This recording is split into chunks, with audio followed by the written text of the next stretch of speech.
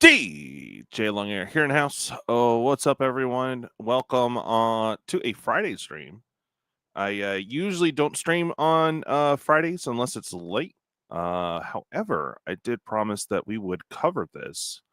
So we are going to watch the whole preview panel from Magiccon Chicago. Now, the nice thing is that we get to pause. So if there's anything you need me to go back on or anything like that, I will be pausing for BS commentary and all that fun stuff.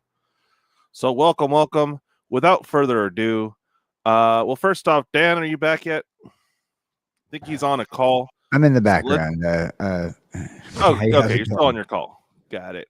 Well, welcome, brother. All right, let's get into it. Boom, baby. Let's go. Boom. All right, here we go. Oh my God! Hello, Magiccon Chicago! You can hear it, right? Look at this crowd. We have come a long way on these panels. This is amazing. First of all, give it up for yourself. This is the biggest Magiccon Exactly, Cosmic. What's ever. up, Tom? More people than Vegas? Exactly. And you're here honestly, in the Bluff big hit of the February. stat, we appreciate it. We are going to try to give you the show you deserve today. We are going to make you the first fans in the world the show you deserve to hear some of the secrets of upcoming sets. And we have some amazing sets coming up. So how many Dragon fans do we have in the audience? Yeah. I'm a Dragon fan. The right audience. So we are going to take a deep dive into Tarkir Dragonstorm. We have art, we have cards, we have story. We're going to visit all of the clans. We're going to learn everything we can possibly tell you about Tarkir Dragonstorm. Right. Earlier this week, we took a first look at Magic the Gathering's Final Fantasy set. Now, we're not going to show anything new in this panel.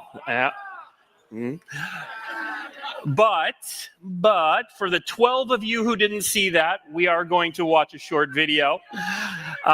Then we are going to travel to the Edge of Eternaties and learn more about magic in space. And then finally, as a special treat. Now, if you've been following along, we've talked a lot about what's coming in 2025. Hey, what's up, Robert? Except for what that last set of the year is going to be. An invite. You will not leave this room without knowing what that set is going to be. We're going to get to that at the very end. You'll be the first to know. It's amazing and exciting. And to do all of this, we have 4 fantastic panelists that we are going to bring out right now. Let's bring out Athena, Forrest, Sarah, and Mark.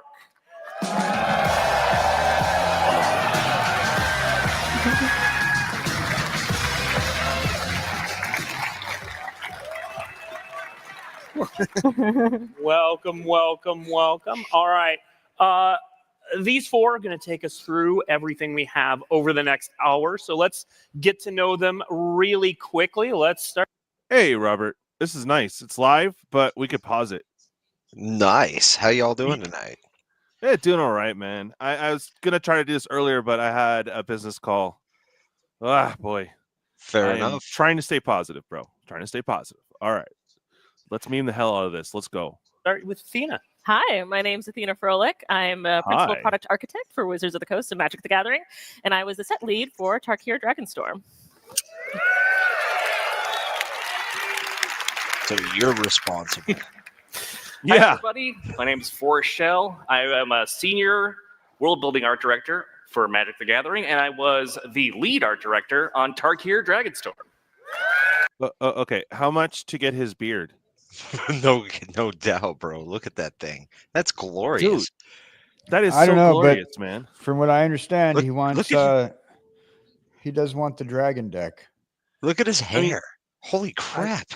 I know. It's like pristine, dude. Like if I wanted to be a silver fox, this is who I want to be. This guy's just for men commercial material. It is, dude. And look, he's got the allure for whomever he's into. Because look, he's kind of like a racing streak down his middle chin there. Hell yeah! And look at that. Look at the eyebrows though. No silver. What? Wow, dude. He just recommends just his eyebrows. Judging by his hair helmet, you know that this guy is absolutely invested in Aquanet in 1989. Dude, he's not only the CEO, but he is a member.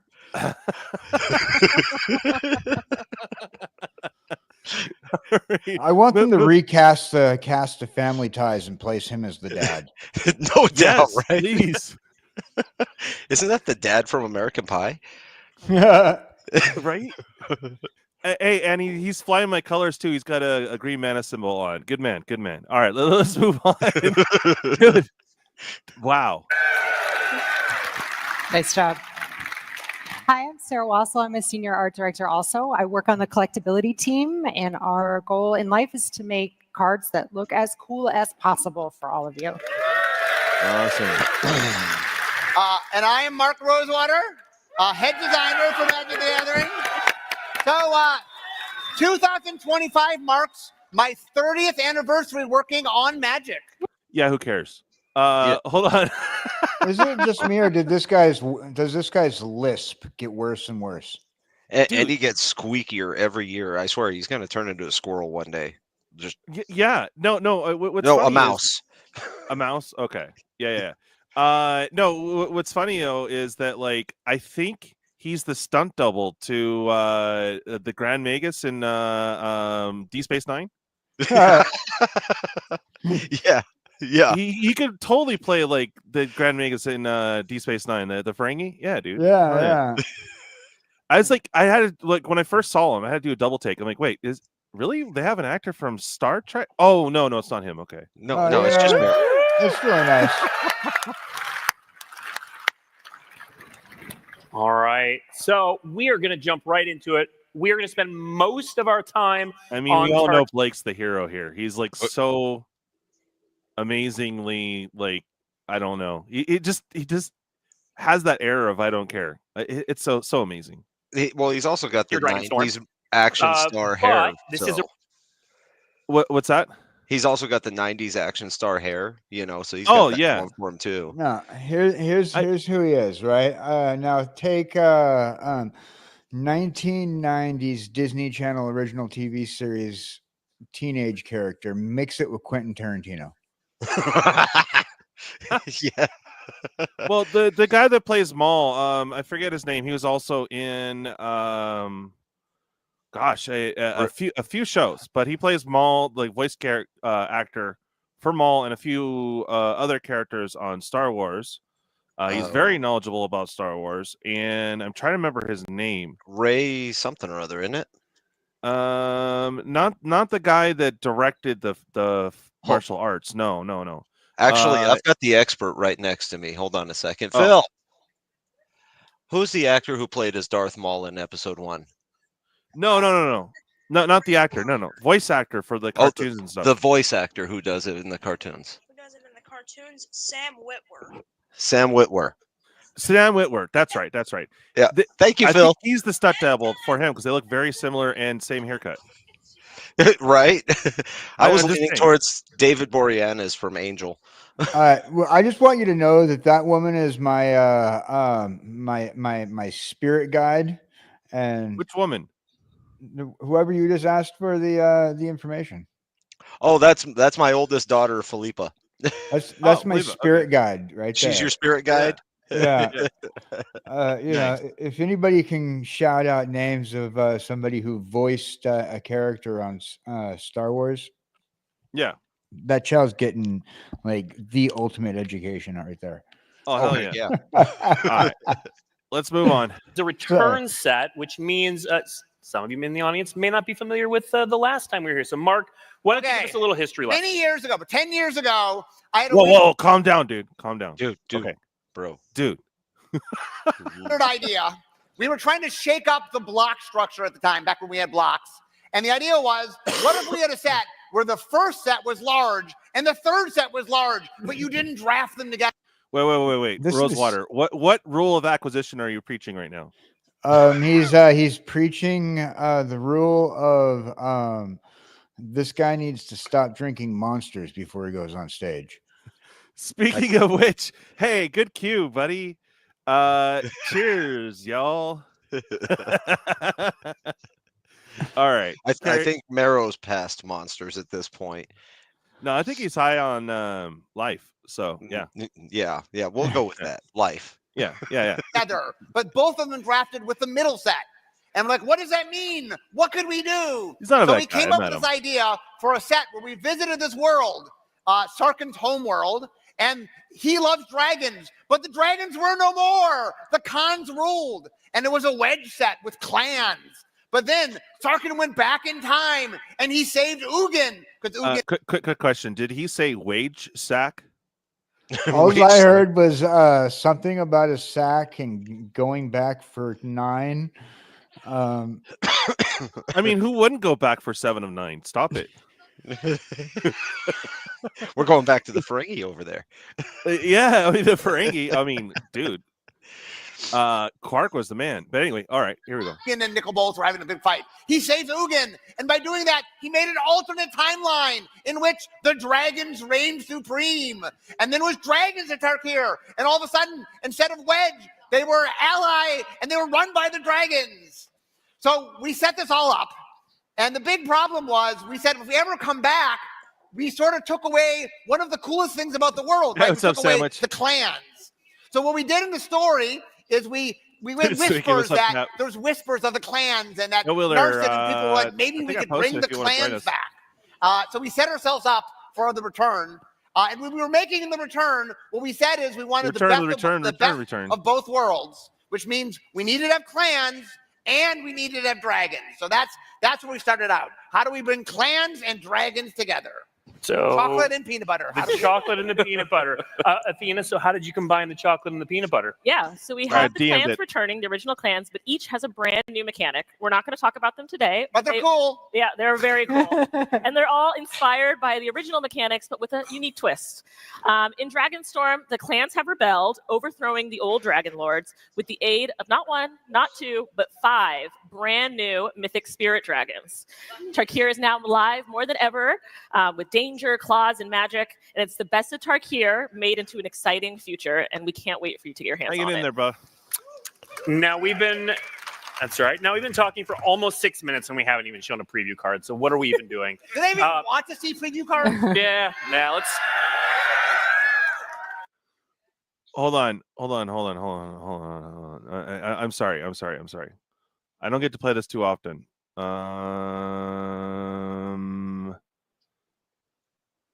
Okay, where is it? It's that game again. Where is it? Oh, WotC. That's right. WotC. No? Oh well. Here you go. We're found. There you go. Yes. So yeah, Athena, take it home. Show us our first card. I think they're going to be excited about this one. All right, we have a brand new mob. Oh my god! Oh my god! That's right response.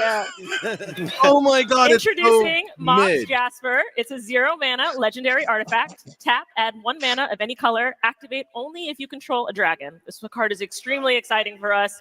The idea came up in game design, and as soon as we heard it, we're like, "Come on, we have to make that a reality." Yeah, what are the challenges of making a Mox?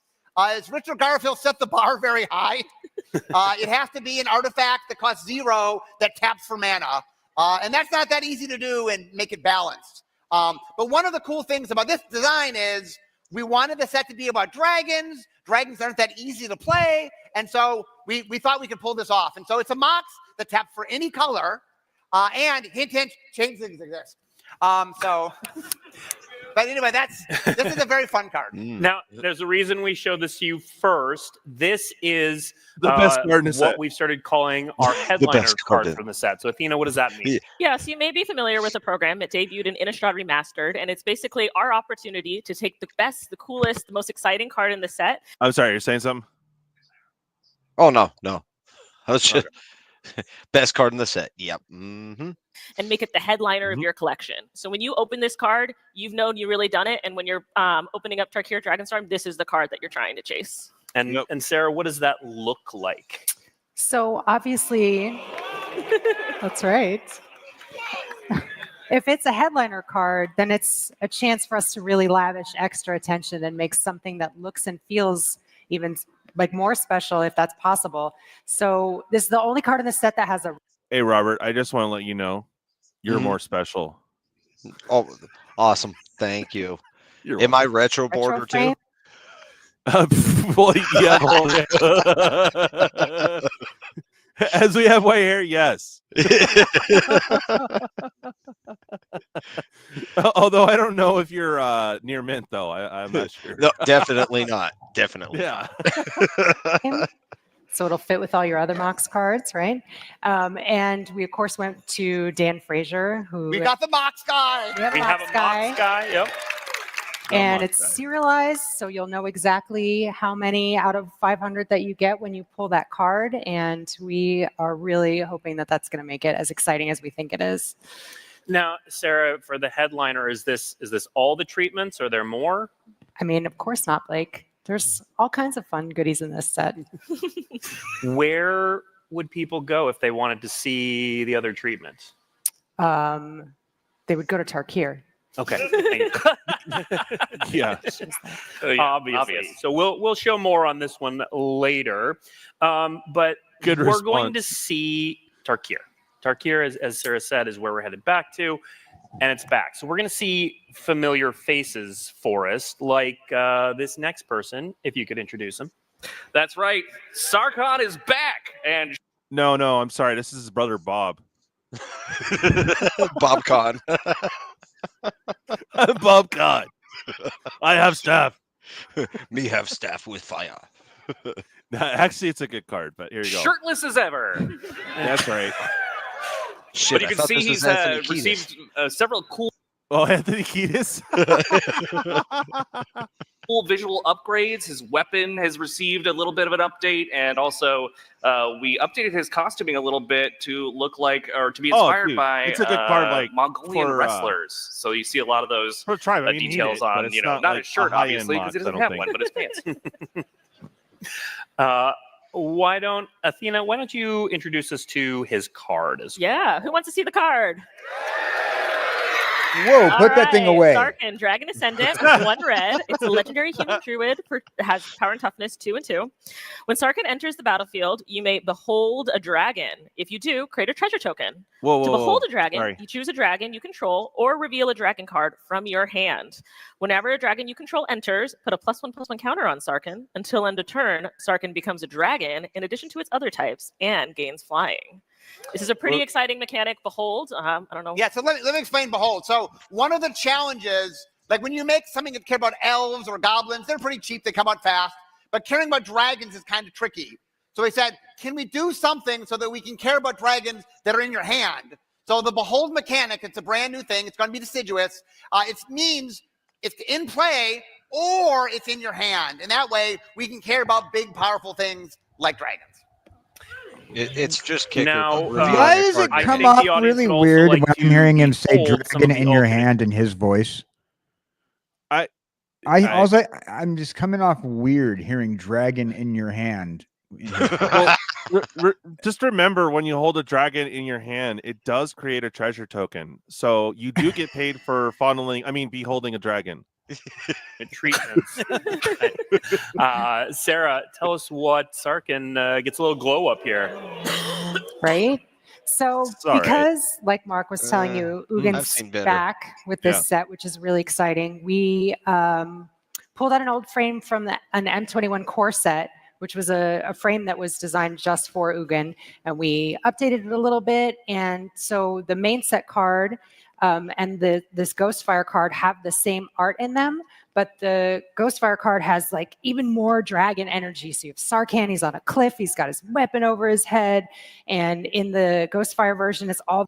That's his new name, Sarkani. Sarkani. Yeah. I mean, I'm stoked for this card. It's pretty dope. I mean, a 2-drop that grows, and you get a treasure token every time you behold a dragon or have one out. So. Yeah. And, he's not bad. He's pretty cute. Yeah. All this like dragon magical energy swirling around him in the same colors that are in the frame. And then there's even a second version which is printed on Halo. So it's really super tricked out. Hold on, I heard Halo. 1 second. Oh no. Right. Pause break. Yeah. All right. You know, just the way he's holding gonna his, go now, his weapon. He's clan by clan. Beholding my dragon. Yes. Behold my dragon with some Halo. That's right, with some Halo. Because that's the only way you're seeing a dragon. All right. I'm here in the room. So I'm gonna let this play for a little bit. That Halo sound like a good suggestion. Learn a bit about each one throughout the set. But before we do that, Athena, give us kind of an overview of what people should be prepared for. So if we go back in time and we kind of like have that recap episode. So previously on Tarkir, the clans are being ruled by oppressive dragon lords, and people don't really like that much. People like to be free, people like to do what they want, and the dragons really aren't letting them do that. So a rebellion starts brewing, and con leaders are selected from the other clans to decide who's going to free the clans. One really important one is the leader of the Jeskai, and she uncovers the secret ritual, which is rumored to restore the heart of Tarkir. So everyone gets together, they cast the secret ritual from which stems a giant Dragonstorm in the... Basically, it sounds epic, but it's just the yearly potluck. Just I don't mean to disappoint. Damn it, you spoiled it. And out Damn it. from the Dragonstorm pours 5 mythic spirit dragons, which are really cool, really exciting, and they help the clans overthrow the previous dragon lords. So the clans are back, they've restored their wedge identities, their 3 colors, and they're free. Unfortunately, there's a bit of a downside to this giant Dragonstorm in the sky, because it's not just the 5 mythic spirit dragons that came out of it. Instead, thousands of wild dragons come pouring out, devastating the plain of Tarkir. And so now the clans, who still don't really get along, have to figure out how are they going to vie for survival amongst each other while also battling these giant wild dragons. I hate it when it happens, man. God. No. Now, Forrest, we've got the 5 just ruin everything. God. Clan symbols up here. We want to talk a little bit about. They look pretty much the same to me as before. You know, that's very observant, Blake, because they are the same as before. If you all remember the original Tarkir set, they each represent an aspect of the dragon: the scales, the eye, the claw, the wings, the fang. Yes. The tooth. Yeah. The wings. It's a fang. The fang tooth, whatever.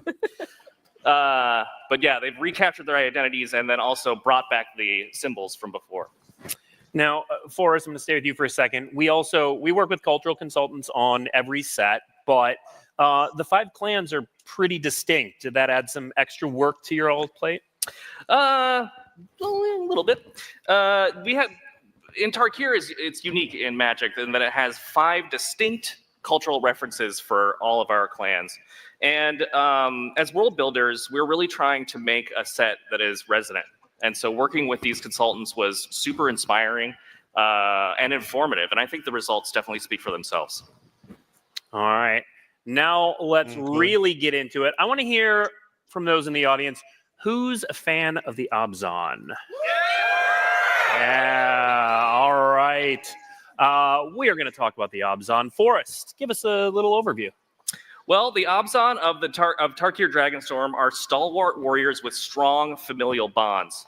They have these awesome ancestral-inspired armor plates on their chests and sometimes on their arms that are carved in these angular faces that actually house their ancestral spirits to be able to summon them during battle. That hair just won't quit, man. No, and it stays perfectly still. Dude's he's got that rogue wisp over as well. Yeah, he's straight up. He's a Ken doll. It helps when you're audio animatronic. Yes. They seek to preserve their knowledge with impenetrable defenses and also their kin trees, which were destroyed, but they are regrowing them with necromantic magic. Necromantic. Now, the Abzan, as you said, are all about the kin trees and bringing back spirits, bringing back. We're in a familiar plane. I mean, Lily became Are we going to see any familiar Abzan faces? I know. Well, we might. He'd love to. Anna Fedza has returned. Oh, not again. Hell yeah. Did you bring the meatloaf again? No. Go back to your tree. Anna Fedza has a brand new look, though. You might think she looks a little bit different because the kin trees are regrowing, and they have fundamentally changed the way that the ancestral spirits look. They are adopting the armor motifs of the Abzan as they currently exist, along with a skin of leaves that are finely layered over each other and contain their swirling golden magic. Squirrel! Oh, it's swirly. I got some golden magic for you. After you behold your dragon. No, stop. That was Aether Drift, okay? God. All right. And then now, Anna Fenz is no longer the clan leader, Athena. Oh. So who is leading the Abzan now? So we have a new character called Felithar. She was, yeah. What the hell is even that? Why is she wearing a rhino skull on her shoulder? What? Like, Is she Queen Siege Rhino? That's what it is. It's got to be. I'm just saying, why isn't any other woman not wearing a rhino skull on their shoulders? That's very true. I'm trying to figure out why she's using a mace and not that wicked-looking sword on her hip. Yeah, well, it's because it. Sometimes you just want to smash. I like this. So she was separated one day from her unit after battle and took a rest under the kin tree before they were destroyed, and she actually met the spirit of Anna Fenza. Inspired by their chat during the Phyrexian invasion, she called upon her ancestors for help and was able to win the battle. Yeah. Unfortunately, speaking to your ancestors at the time was banned by Dramoka, and so she was branded a traitor and cast out. From this, she formed a rebellion and was selected as the new con leader. She no longer works at Starbucks. She has to work at Pete's Coffee, which is better. So good for her. She works at Dutch Bros. Dutch Bros. After they overthrew the Dragon Lord. So we mentioned earlier that each of the clans gets their own spirit dragon. So I figure we should meet those. It's instead about dragons. We got some dragon fans in the audience. So Forrest, who is the Abzan spirit dragon? Okay, I want a Forrest Gump dragon right now. no doubt. With perfect I am hair. so with homie's hair. That'd be epic. excited to introduce you to Betor. It's like Storm's uncle or something. What? That's right. What pixelated Betor is is that? the collection of all the ancestral spirits who were unmoored by the destruction of the kin trees, collected together and brought them into themselves. And you can see here in this art, this beautiful rendering by Alexander Ostrowski, the stream of spirits that is forming Betor's tail and also hanging out beside them. He is the dragon of golden showers. Betor can speak with the will of the Abzan and the knowledge, because it is literally a and has been featured at several Diddy parties. Several Diddy collective parties. conscience. Yes. Now, we're not going to leave this clan without a preview card, but before we do that, I need some help from the Abzan fans in the audience. All Name a card that's associated with the Abzan clan. Yeah, you got it right away. That's not the card we're showing, but Athena, it's pretty darn It's pretty close. It's yeah. pretty close. Show us our preview card. Yes. Introducing Skirmish Rhino. Oh boy. If we're doing a return to set, we have to have some callbacks. So Skirmish Rhino, for white, black, and a green, you get a Rhino. Siege Rhinos it's a 3/4. It has trample, and when this creature enters, each opponent loses 2 life. I bet and you're gonna make him a 2 special life. guest. So a little bit less than Siege Rhino, but still lots of fun, and I'm gonna have a blast cast. And a fun callback, absolutely. So and this now is Siege Sarah, Rhino at home. This is a great. What's that? This is Siege Rhino at home. At home? Yeah. Mom, can we have Siege Rhino? We have Siege Rhino at home. No, lose 2 life. What? Oh, okay. Callback. It's an uncommon, but we gave it some booster fun flair, right? Yeah. Also, this is an amazing creature. If you look closely, this is a rhinoceros that has draconic features to its anatomy. I like it. Uncommon in the set and mythic, not confusing at all. Not at all. Players. No. No. But what am I talking about? New players. We're not gonna have new players until Final Fantasy. My bad. Yeah, straight up. That's all. If you think about that for a little while, that's worth like a whole movie franchise, in my opinion. But both versions of the card, you see the Ghostfire version in the middle there, that beautiful, all that Dragonfire energy and that beautiful bright blue frame. Both versions also have a bunch of enemies that are being tossed to the side, different versions of the enemies. So that many more enemies. And then, all the of enemies. course, the beautiful Every Halo enemies. version. Even the enemies All you right. don't know about. Now enemies. I want to hear Enemies of those fans enemies. of the best clan. Let's hear it for the Jeskai. Yeah, that's right. Jeskai is the best You said clan. Jund wrong. That is fact. Forrest, why don't you tell us about this amazing clan? Well, I feel like you're putting your thumb on the scale a little bit here, Blake, but I'm going to let it slide. The Jeskai are led by monk practitioners of the Way. And he has spoken. In stream. In stream. They are split into 3 main monasteries, one for each of the Jeskai's colors. And one of the things that we did during visual development of this is that while they have a consistent uniform that they all wear, they have special embroidered fringes, one for each monastery, to really tell them apart and give them a little bit of difference. So they all wear different undergarments. Got it. They are here to show Tarkir the way to the future, as long as it's the Jeskai way.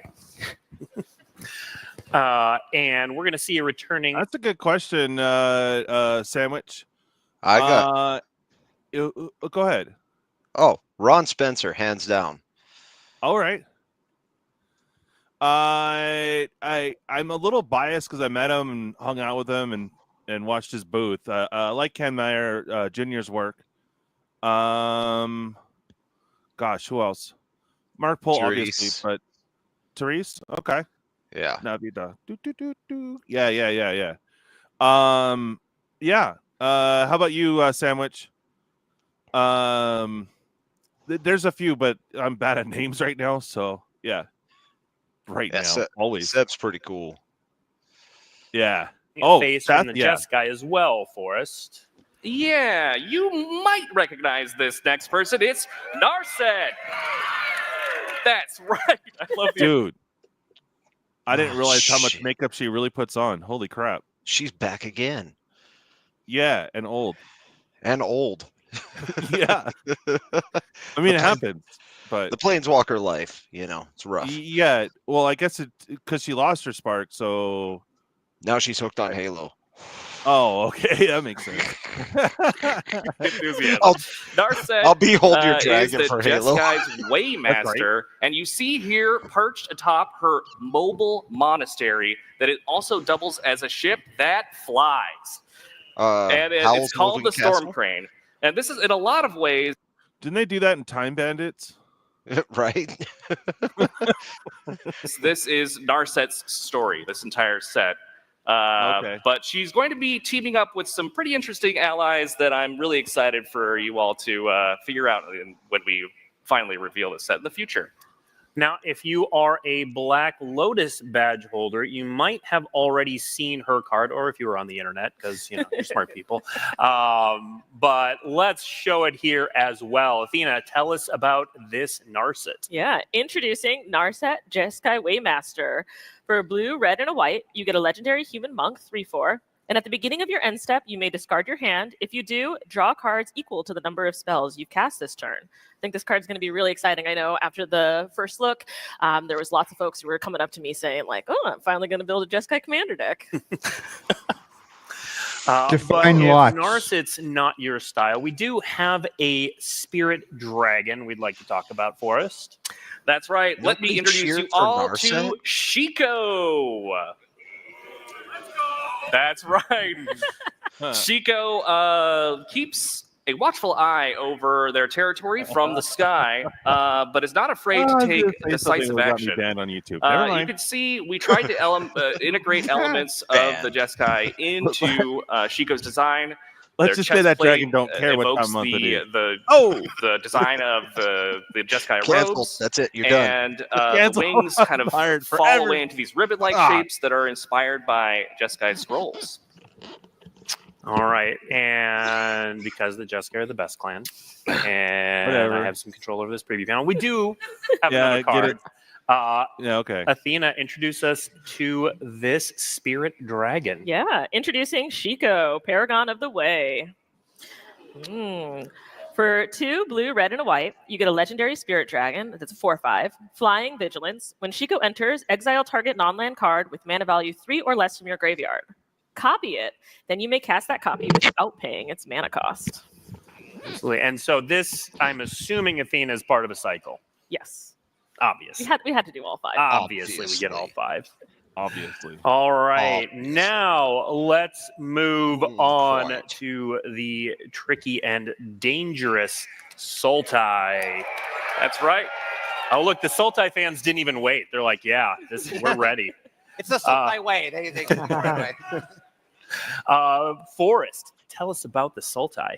Yes, the Sultai, the actual best clan on Tarkir. Your opinion, you're entitled to it. Yeah. Well, he did say it, so The I'll have to Sultai believe him. have evolved, of course, but they are still opulent opportunists. They've taken their lush surroundings and cultivated it and transformed that into incredible wealth.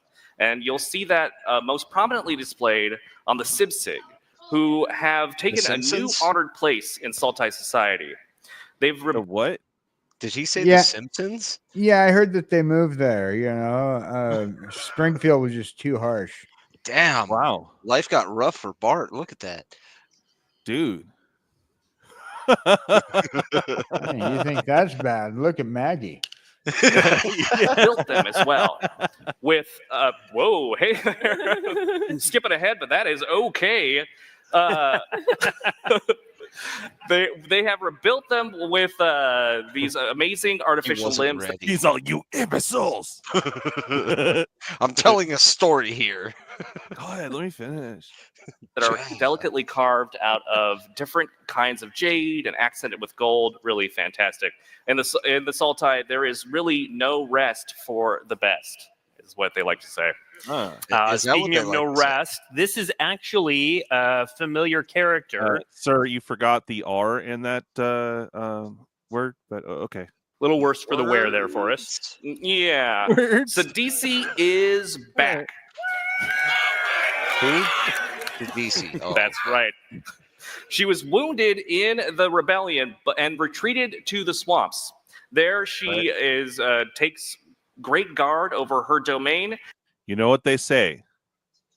You can take her out of the swamp, but you can't take the swamp out of her.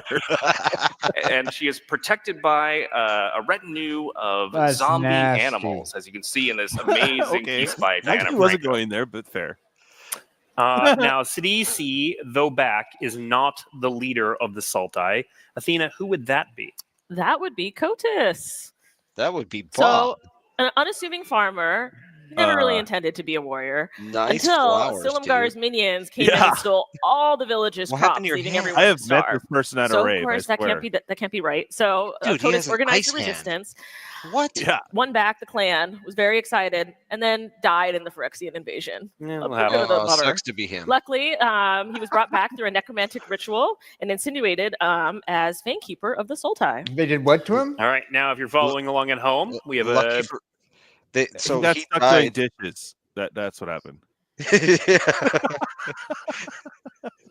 That's why his hand is ice.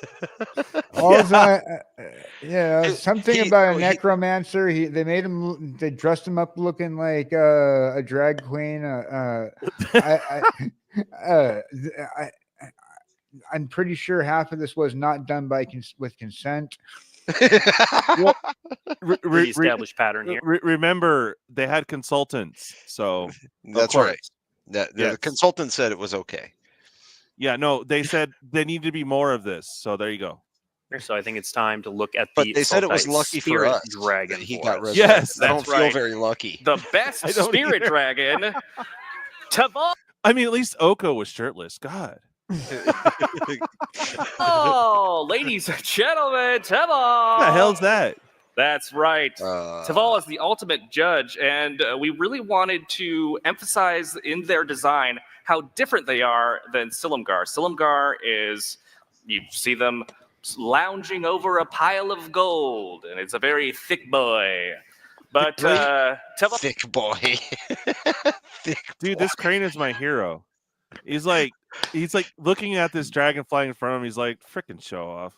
He's like, dude, I could do that in my sleep, bro. What the Yeah, hell? bro. You ain't none. all here is life and snake-like, and you can see them here just Snake-like. enjoying their domain, knifing through the water in this epic shot by Alexander Ostrowski. Yeah, now, cool. Athena, you Epic mentioned that job. these were a cycle in the main set, but tell me we've got some commander versions of these dragons. Yeah, as well. you know what's better than 5 mythic spirit dragons? Is it 6 mythic? It's 10. It's 10. So we actually have 2 cycles, one in the main set, and then also in the commander decks, you get a second version of them. Oh boy. Let's see that second version. Can Yeah. you say overdone? Yeah.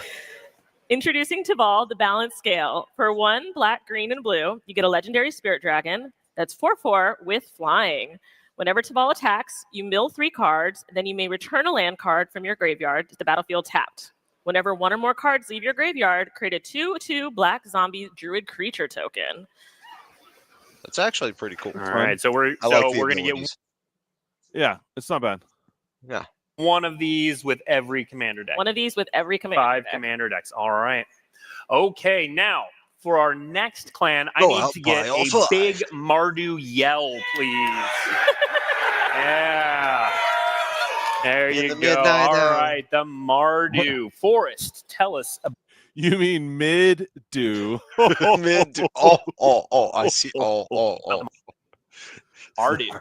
I would be I don't know. more than happy to, Blake. The Mardu are fully nomadic, and they are brilliant tacticians, always finding ways to exploit their enemies' weaknesses and expand their territory.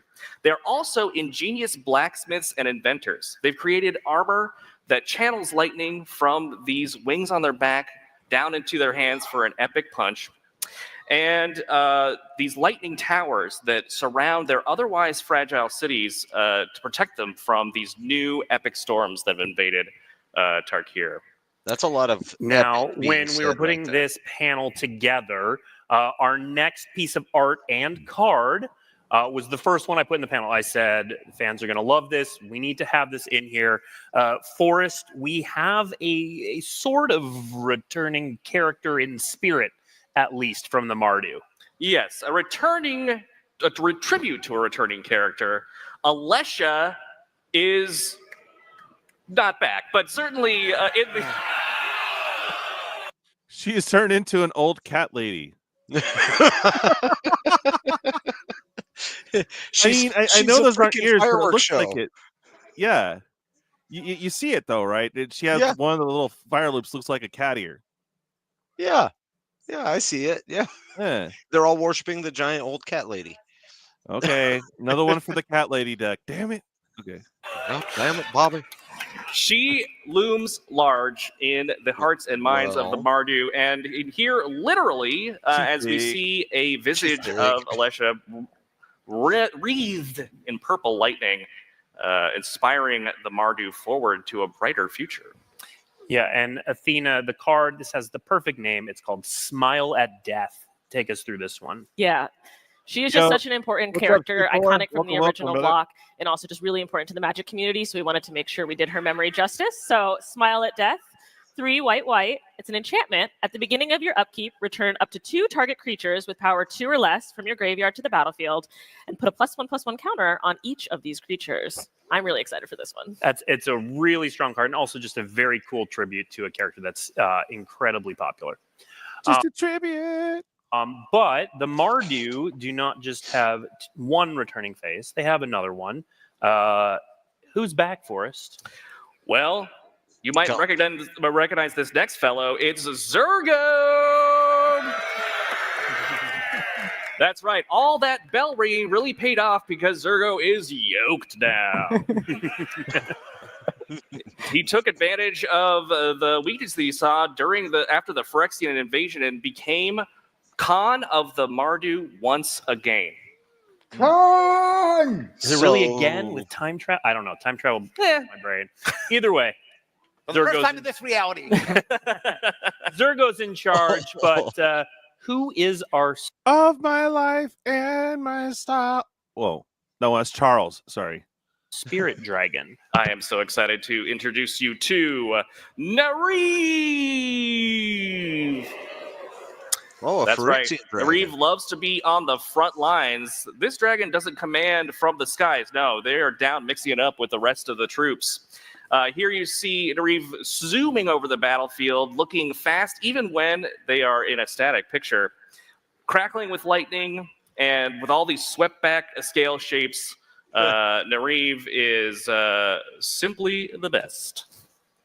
All right, now one of the most fun aspects of original Tarkir, since it was like the original Wedge set, and we really got to do some powerful 3-colored cards. And Athena, we're doing several of those again in this set. Khans is known for being one of the best standard formats of all time, and we wanted to pay that off here with really evocative gold spells that really get you going. So let's show you one. Ooh, Inevitable Defeat. For 1 red, white, and a black, it's an instant. This spell cannot be countered. Exile target non-land permanent. Its controller loses 3 life, and you gain 3 life. We hope that maybe this is your first time seeing it, but over time, this will be one of those cards that have become iconic, and you come to love to know, or come to love to hate, depending on what side of the team you are from this BS. So one of the things I want to point out of this card, a little fun color pie thing, is if you want to drain somebody, meaning do damage and gain life, either it's mono black or it's red white. And so this card is all of that. All right. Last but certainly not least, let's hear it for the Teamer fans in the audience. Oh boy. Now we are going to learn all about the Teamer in this set, but we are going to be holding their preview cards until debut. Now, something to look forward to. But Forrest, let's learn about what the clan You're such a party pooper. is up to these days. Happy to tell you, Blake. The Teamer, in contrast with the Mardu, are only semi-nomadic. They thrive in the northern mountain areas of Tarkir. They're expert hunters, gatherers, and herders that have strong bonds with their animal companions. And they have... that's great. They raise sheep. That's what I was about to say.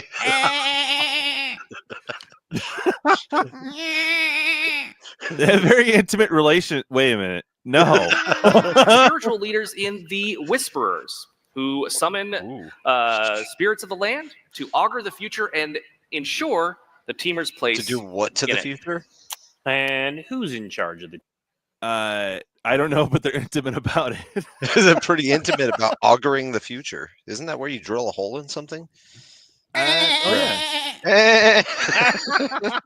These days. That's why they're holding the cards back. Who's in charge? I wish I could tell you, Blake. That's a secret.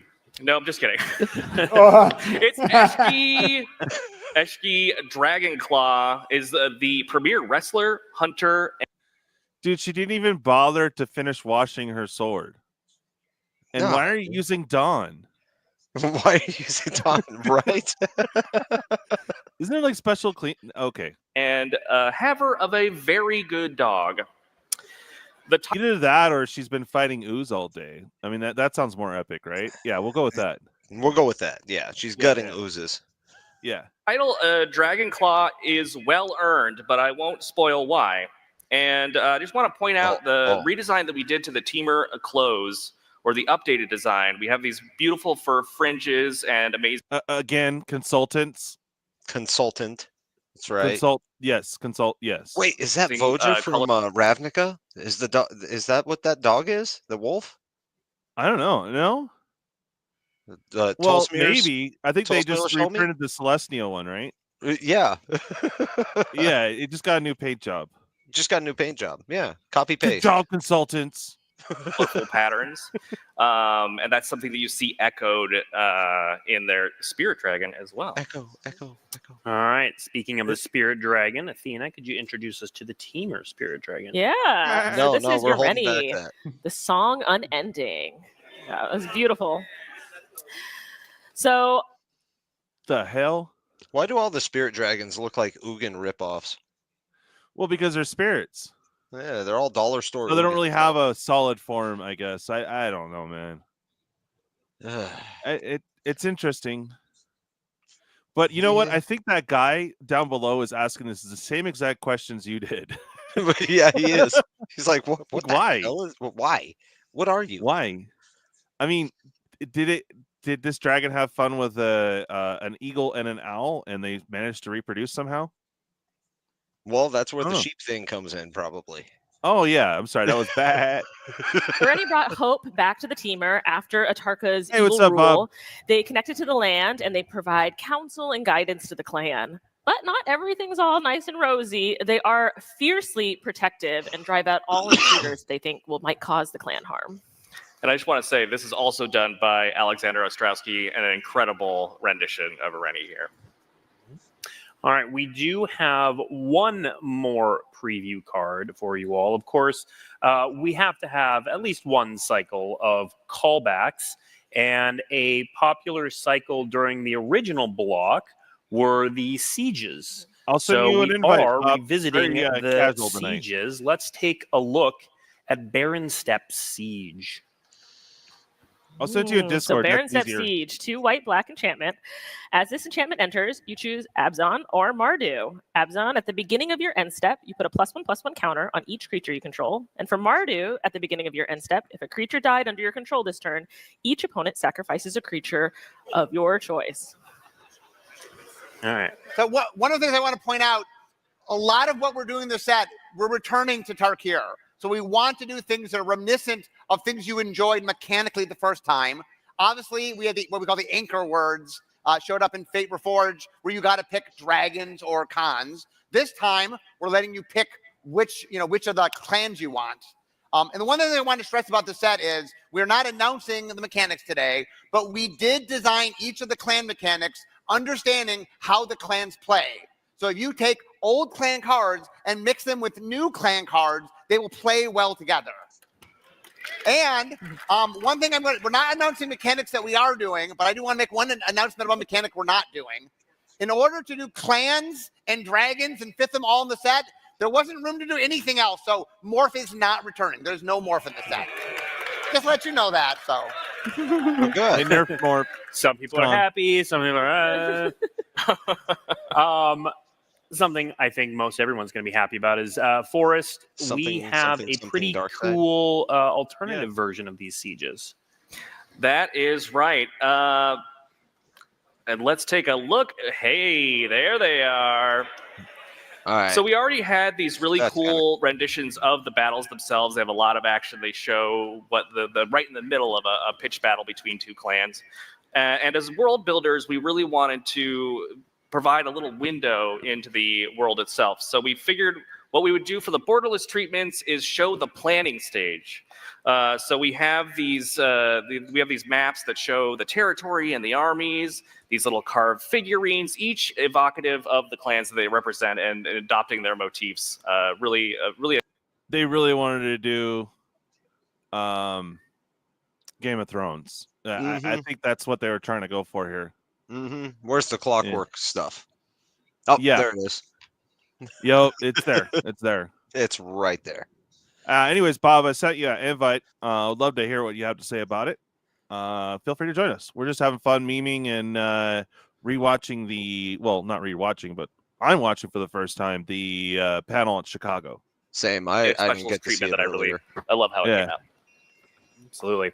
All right, now let's take a look at the Tarkir Dragonstorm product lineup.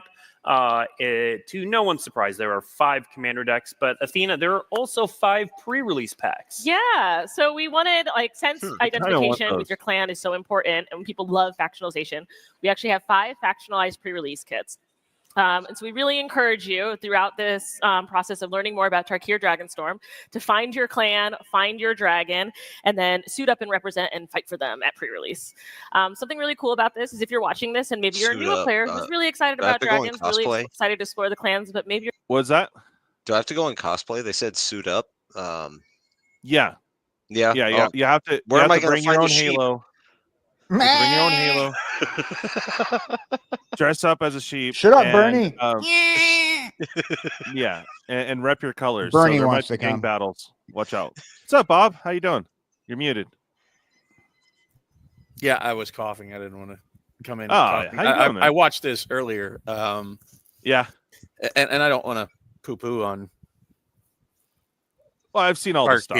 But I mean, you can see why they announced the other one first. I wasn't super excited about this. Some of the art's pretty neat, but yeah, that's about all I can say about that. That's all, right? Yeah, I mean, honestly, like this set, it doesn't follow my color pie, but I love collecting dragons, so this is like a collector set for me if I could. So, it's interesting though. Do you like any of the commanders, or are you just kind of like, eh? Did he just bounce out? Oh, no, he popped out. There he is. He's back. The daggum avatar on there. It's not showing. I have one selected. It's weird. It's weird. Like this set.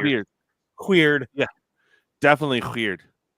Have they gotten to the part? I'm sorry, I just started watching. Have they gotten to the part where they're covering the? Oh, not yet. No, they're still in Tarkir. So we got Tarkir. No, I'm talking about the pre-release kits for Tarkir. Oh, they're right about to cover it. Okay. Yeah. All right. I'm gonna press play. You're a little bit less familiar with recolor gameplay. These are going to be seeded pre-release packs. So you'll have a seeded booster that helps you get started building your deck. So this is going to be great of anyone of any skill level to get started. I also want to mention these commander decks. This is going to be the first time we're ever doing this, and I'm super excited. During design, originally these were 5 decks that represented the 5 clan leaders.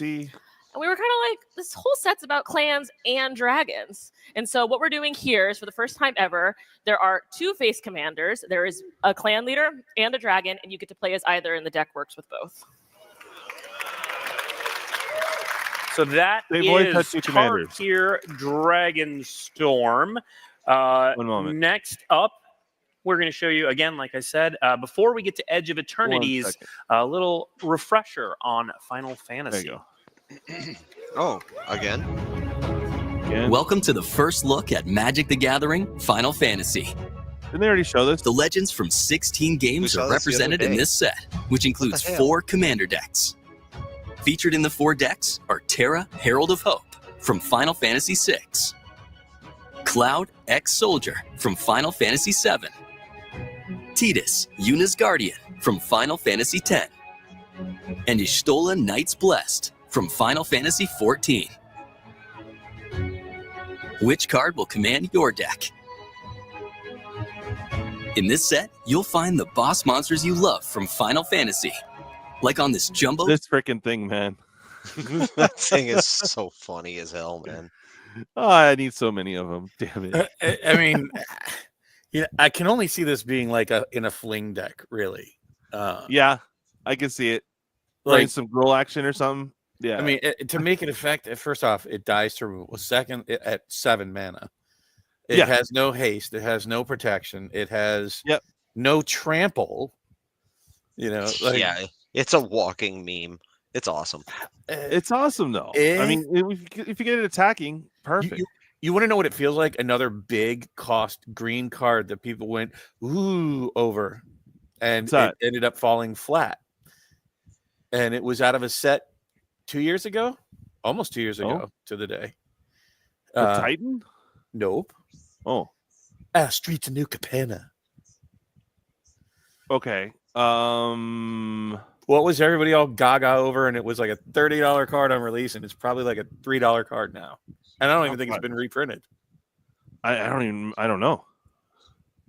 I can't think of it. Seriously, nobody here on the panel? Anybody?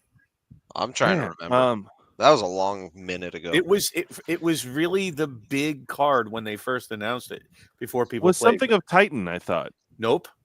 No. Okay. It was It was also green. And a creature. Nope. Oh, Bootlicker's Sag. Bootlicker's ass. That's right. Yeah, Bootlicker's ass. Bootlicker's ass. Yep. I've never even respect seen so him much. Oh my god. Hey, what's up, Coach? How you doing? Benson, how you doing? Casey, how you doing? I feel like this is potential for the next Bootlickers Flash. Maybe. I mean, it's just dumb fun. It's easy to kill. At least we're hearing people say dumb fun. That's somewhat. Hopefully, it tickles somebody's fancy that from Final Fantasy. But as far as a functional Magic card, for 7 green mana, give me old Gnawbone, right? Thank you, Coach. Exactly, Coach. Cactuar card. And the Sin Spear's Punishment card. And the whimsy of Final Fantasy is here too. Check out these Tonberry, Stiltskin Moogle Merchant, and Saz's Chocobo cards. Double face cards show character progression or different forms of the same creature. For example, Garland, Knight of Cornelia, becomes Chaos the Endless with matched increase to power and toughness. Cecil Dark Knight and Cecil Redeemed Paladin reflect Cecil's journey in Final Fantasy IV. This Emmett Selk Unsundered card becomes Hades, Sorcerer of Eld, when turned to its opposite side.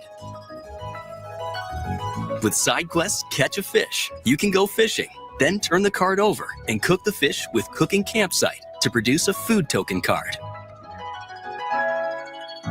New in this set are summons, shown here on this Shiva card. Summons are saga creatures that combine features of a saga and a creature, so you can go through the steps of the saga. Sorry. I stepped away, but I just missed the most powerful and valuable card ever, and that would be to catch a fish. And attack or defend at the same time. The Final Fantasy Through the Ages bonus sheet features well-known art from Final Fantasy's history. Dragon at Mount Gulg features art by Yoshitaka Amano. And Yuffie Kisaragi shows art from Tetsuya Nomura. You'll find these favorites and more you love from Final Fantasy 1 through Final. If you're sitting across the table from somebody that's playing Dragon of Mount Gulg, what color do you think that card is? It's hard to tell. It's like when they do the retro border and they have white text on it. It's like, oh, dude, I need to grab my other glasses. I mean, like, there's nothing about that says this is a red card. Yeah.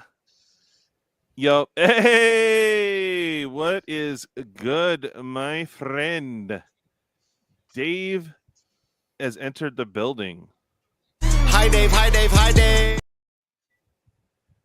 All right. I hope you're doing good, brother. Fantasy 16. Sephiroth Planet's Heir and Cloud Planet's Champion cards face off and ready to play decks from the starter kit. Check them out. All of this and don't tell me what to do.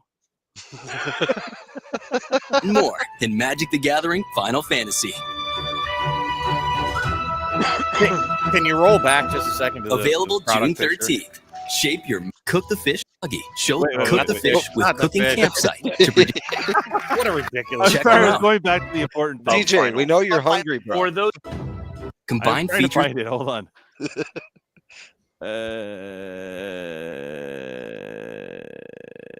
Right. June 13th. Shape your. Check them out. Okay. All of this. Here we go. All right. Something that grabbed my attention right away, and I don't know how many other people see this, but could they have picked a more generic looking box for the pre-release kits? Uh-huh. Like it should just they should change the font to like Arial and just go a Magic pre-release kit and then in small letters for Final Fantasy. No, it needs to be stamped like the most generic ever, like generic Magic the Gathering. This is like pre-release box. This is like Trailer Park Boys beer. This is like peanut butter from the PX. Military grade peanut butter. Yeah. Yeah, that is. I was like, really? Of a set that is just so much about the art. I really think this set is truly going to be. Well, I remember like the Final Fantasy VII. It was just him, and it was just white like that. So, I mean, it needs something. Yeah, I agree, man. But yeah, Square Enix art, expensive. Yes. That's right. Could be. They ran out of money for the ink on that box and said, "All right, just make it white, black letters, go." That's right. I like how catch a fish, bruh. I like how the play boosters have the face commanders for the commander decks. No other characters. No one else matters. Nope. Yeah, I mean, yeah, I agree with Cap. He says the yes, the gift bundle is the only one that actually looks cool. Yeah.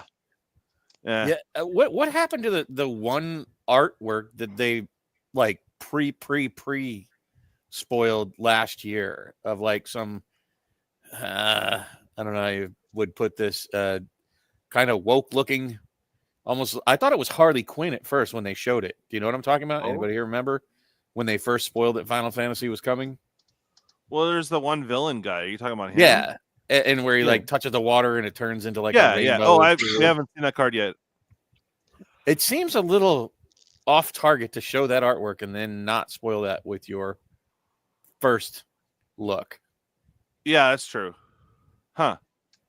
All right, moving on. And more in Magic the Gathering Final Fantasy. Available June 13th. Shape your Magic story. Dude, that guy was like, was he AI? Big that dude is in the middle of the screen. No doubt. I he just like noticed anchors that. the screen. It's like, whoa. Hey, I think he's sitting on 3 seats there. Like, it's like, this is my area. I don't have a seat. I got an area. No, as a fact, that is the, I can say I need the whole section. You don't understand. That guy's sitting right there, and he's like, "Yeah, I came on behalf of half of the state of California." Like, I'm a big fatty myself, but good Lord, dude. Yeah. I fit in one seat. That's right. Attitude. Shape your wallet for the surge. Okay. That guy said, "I came here for the hot dogs in 1976 and got stuck." To learn more, circle it on your calendar, take off good work, hot call dogs, in though. sick, whatever you need to do. We are going to be at PAX East Blake said I on could May call in sick. 10th Sorry, boss. for the debut. What did he say? Blake said I could call in sick, so sorry, boss. I'm calling in yeah, sick. okay. Well, thankfully I work from home, but hell yeah, I'm canceling whatever meeting. Oop, missed that meeting. Sorry. Whoopsie. Sorry. I'm Teams will just have to wait. Oh, hell yeah. Ain't no code more important than this. That's right. March 10th. I am busy. Of Final Fantasy. March That 10th? is where you will see more cards and Wrong learn month. all about all the 10th. I mean, every I don't 10th. know, maybe he's busy on March 10th too. All the 10ths. Damn it. Every 10th. No, What we day of can't the talk week is anymore that? about the cards. I just want to say one thing. I've done a lot of play testing of this set, and that That's right. a lot of people Saturday. are giant fans of Final Fantasy. Calm down, dude. God. Dude. Holy Dude. crap, Ross Pro. Chill. He's so much more reserved, like in He is. person. He's all like quiet and like reserved when you talk to him. Well, he didn't Yeah. take 2 bumps in person before you met him. Oh, He's got the He's halo in back. All Hey, right, Mark, we're we gotta gonna lose go the out rating. and talk about Magic. Can I get a bump? Okay, now we're gonna talk about Magic because we're gonna talk about Magic, and we got the Final Fantasy, and yeah, woo! Wait, wait. I thought I damn, Dan. I didn't know that I wasn't paused. Mark, you got a little something on your nose there, buddy. Dude, I love it. I love it. C4, again, welcome to the fams, bro. He says Mark Cokewater. I mean, he was a super nice guy, so I hate picking on him. But I mean, the dude makes himself a target. like Dave says here. Oh man. Yeah, no, he was cool to meet in person, you know, whatever. But oh my god! All right. You know, it just helps if you use Just for Men instead of cocaine for your hair dye. I mean, he's a super like nerd. Forrest. He was definitely super nerd in person. We got to sit down and talk with him for about 2-3 hours. Wow. At Magiccon, yeah. I kind of grilled him. At some point, he had enough and said, "All right, I got to get going." Because I was beating him up over the curled foils and just lots of different things. And he, like bring. Oh, by the way, he's the one that told me that they're It's kind of funny because he mentioned it in this about the 3-block set. Yeah. Or 3 set block, and he says they're never bringing that back. Yeah, So, I remember that back in the day, like when I was getting into like actually collecting and whatnot. Guilds of Ravnica came out and all that, and I remember, dude, craziness. And it was like, and then but War to Spark is not a 3 set block. Yes, it's on Ravnica, but no, it's not. It's like, okay, whatever, guys. I mean, God. Poured a lot of love in this set. There's a lot of references and a lot of really cool callbacks. But I want to say, I've never played Final Fantasy, and one of the things I really enjoyed, so for all you out there that aren't Final Fantasy fans, it's a really fun set.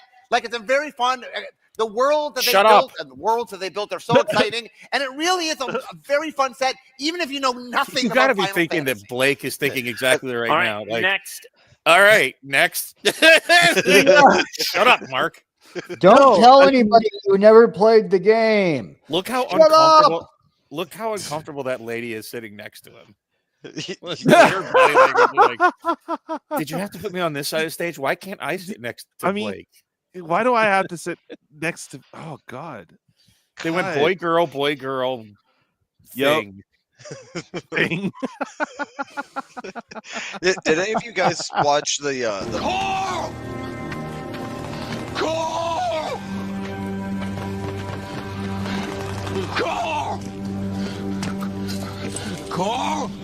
What? Carry on, Robert. Sorry. he reminds me of the Overseer, the one-eyed Overseer from the Fallout show, the series. Oh yeah. That's who he's reminding me of right now. Like, chill out, man. He's literally the guy in your group that would yell, "Are there girls there?" No, you missed it earlier, Bob. He sounds just like Grand Natus, you know, like from D Space Nine, Ferengi. Yeah, he is the Grand Nagus. He's gonna tell us. Oh, dude, I know, right? I like it. What Dave said here: if Ric Flair and Bill Maher, had a kid, he would be a hit. Damn it! Where's my woo? He can't even dress nerd right. Nerd casual. No, it's like redneck nerd. Really? Something. Redneck grunge nerd. Oh, and he definitely always wears high waters. I don't get it, but you're short, dude. You shouldn't wear pants that are. He has stock in New Balance. We figured it out last time. Because that's all he wears. And I loved it that one day, except for Blake, of course. But everyone had the same shoe as Rosewater. It was amazing. Oh, that's cute.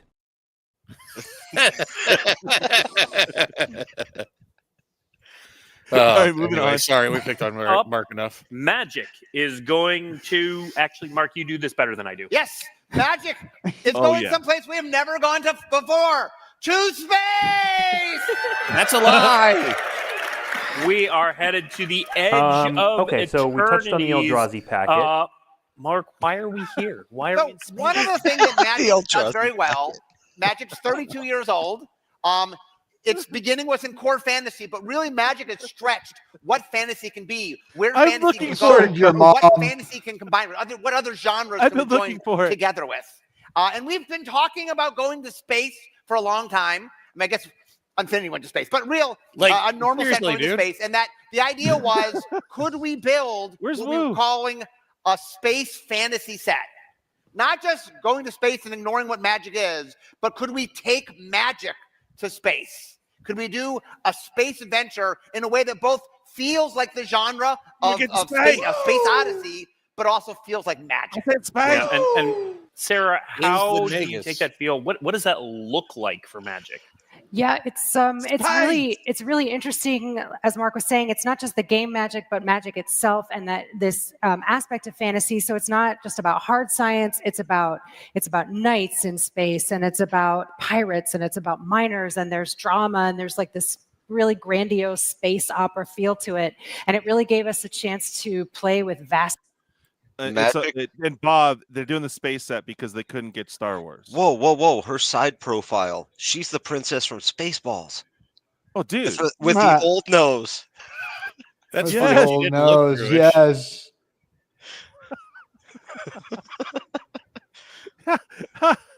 Dear Twiddle, please don't cancel. How was your science for the set? Yeah, in Magic the Gathering, yes. And dude, I wish they were cool like that, dude. I'd love to see Xenomorphs. Well, no, it's come on. Every Space Return of the Muppets. Every changeling is an alien. Like this set better be loaded with changelings. Oh my gosh. So Planeswalkers in space. So we're literally going to be doing. They said space opera, so this is going to be like a wannabe Star Wars ripoff. Cool. A Druish That's all we princess. need. A Druish princess. Yes. Classic. Does anybody else notice? This is the first Hold time on you're. For a second. Oh, stop! Right. Oh, perfect shot. Oh my God. I think the dude that anchored the audience has bigger moves than she does.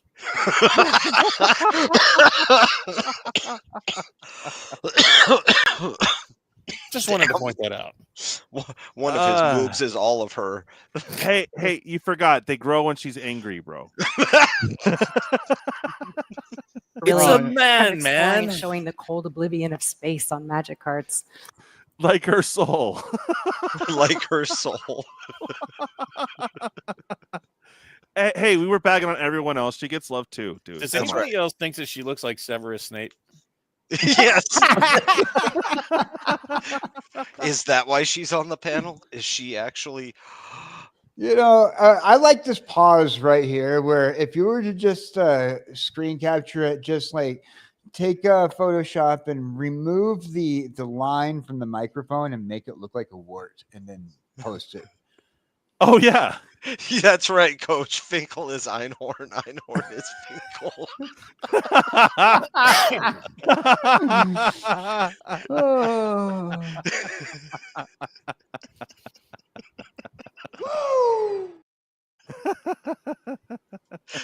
Oh, perfect. Oh, man.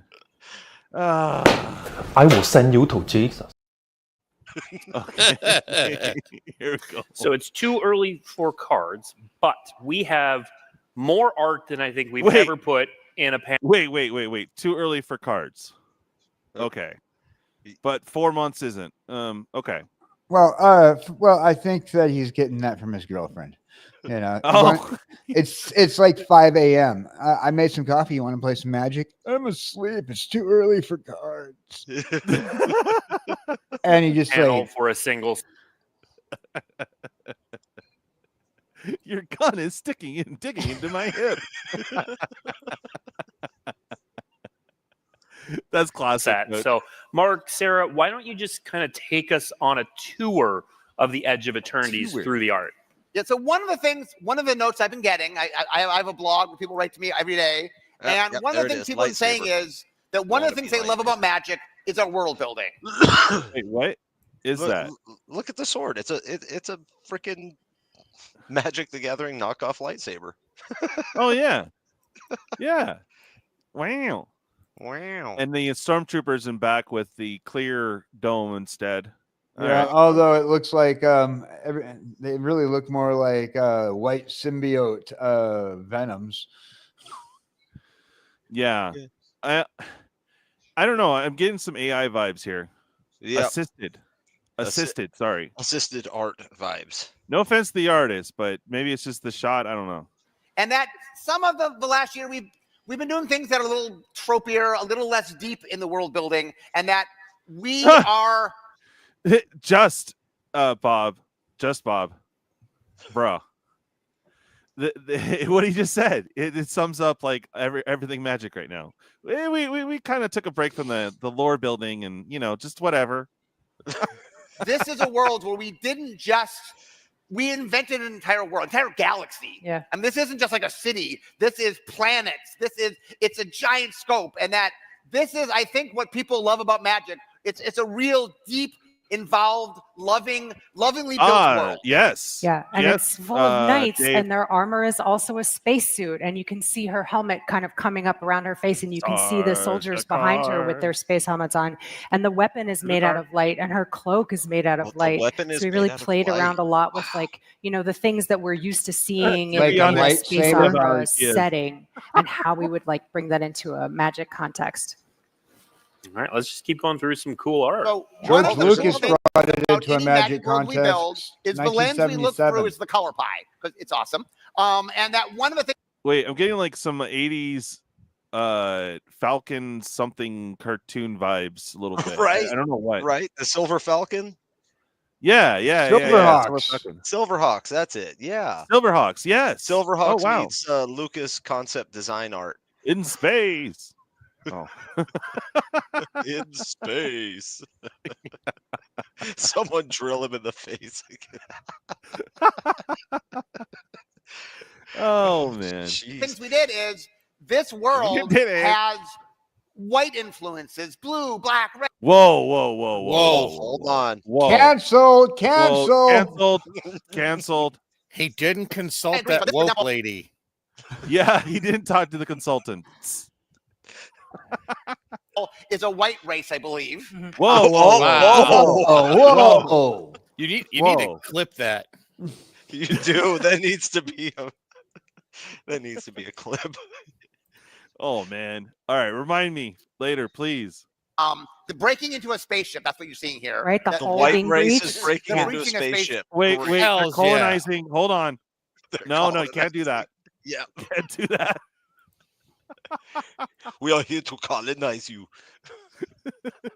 We've come here just to breach. Yeah. Terrifying. And it's one of the things you'll see as we go through the art is we're really imbuing all the colors. There's just fun. We're doing alien races and all sorts of fun stuff. So yeah, the alien races are really fun because we all know, right? Science fiction. One of the cool things about it is how things are unexpected and they're strange creatures and they're weird and they're unsettling and they're esoteric. So we had a lot of fun bringing that into it as well. Yeah. All right, we got space angels. Nice. With lightsabers. That ish. Oh wait, he's got a lightsaber axe. They're light weapons. Sorry. Yeah. Yes. No, they're white weapons. They're white. White. And putting our stamp, for example, in Angel. What does a space angel look like? It'll be a lot of fun figuring that out. Yeah. I've always wanted to know what a space angel looks like. Well, now you know. Yeah. Oh, that sounded like normal almost for him. One of the things we wanted to do. Predator, look at the braids. Yeah, and look at that wannabe shredder arm thingy. Yeah. What the Predator knockoff. Nice. Yeah, it's not a spike, it's a super magnet. Okay. But the art style, though, I do have to say something real quick here. Really reminds me of some old school heavy metal ish. Right. Yeah. So took some inspiration from that, definitely. And I like the flying. Never mind. Like I said, we wanted to put Magic stamp on it. So when we were building the races, we weren't just building generic races. We went back to Magic. And for example, here's a creature you've only ever seen on Dominaria. We made a space race of Kabu. So this is a Kabu race alien. Yeah. Wait. Pascal Blanche, whose Listen art to really just how quiet the audience is when he says that so excitedly. Kabu, not a single just crickets. Nothing in the audience. I think people are more concerned with whatever is flying behind him and his super magnet. That's all I can focus on. Yeah, the phallic object just swinging past there. Yeah. Fired us a lot on our team in particular. They use really like surprising colors and beautiful colors. And space exploration is about unknown frontiers and exploration. So we're really trying to capture that in as many ways as we could. And of course, you can't have space calm down, without dude. Whoa. a space whale. Oh God, dude. Jesus, they are really It's in ripping the off audience. Star Wars. Dude, when that episode came out for Rebels, I'm like, are you freaking kidding me? Right. Freaking space whales. Talk about a filler episode they had to bring back just to make it cool. But it's space whales. Yeah, Oh but God, you know, dude. that all started with Hitchhiker's Guide, so you know. What the heck? Yeah. It Okay. might have started with Star Trek. Really? Okay. Yeah, Star Trek. At least All right, visually. Speaking of Star Trek, let's hear out the Granadas. Yeah. Floating Yay, through the another freaking void, space whale. swirling around. Yeah, What- this is what this is a Leviathan. Picture of when I woke up this morning. That's my ex-girlfriend. I farted. I farted. Oh my God. This is what they see when they have those tests at schools with the little, the ink blot. And they bring the magnifying glass and then like, yep, you got ticks. Leviathan, bigger than a planet that's chewing on a moon like a dog. Oh with a bone. God, a tick the size of, oh my God. My ex. Yeah, so That's what I'm and saying. this, for those that said, will there be robots? There will be robots. Oh, cool. Come on. Phyrexia. Yeah. It's like Phyrexian got like a brand new suit. Yeah, that shield's beautiful. It's another enormous creature. Another thing, by the way, you mentioned this earlier, is one of the things about the space genre is how big everything is, the sense of scale. Like, this is a monster. If you look back, you'll see the teeth of the monster. But we're talking, there's a hugeness in scale. Put that, but that's funny, so dude. it was so much fun to make these mana atmospheres that weren't just about a swamp. It's a planet that's a swamp, and a moon that's a swamp, and a section of the galaxy that's a swamp. Yeah, And your really sister fun. that's a swamp. And of course, what is space Your without mom's a spaceship? swamp. So we're not talking mechanics today. But we did figure out, how do you capture something so big? How do you capture giant spaceships, planets? How do you capture You things? tell And me. so we did. Yeah. We won't tell you today how we did it, but we did. So. And that's not just a spaceship. Well, when I that's a caught your dreadnought. sister, There's I tiny- just used bacon.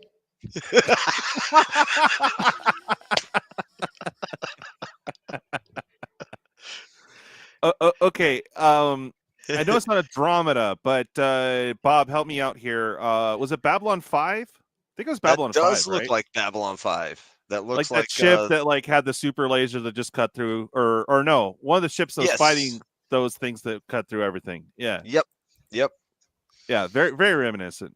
Tiny little, I don't know if you can tell, tiny little scale spaceships underneath it. Oh yeah. Yes, we have scale spaceships in this set. Yeah. Oh God.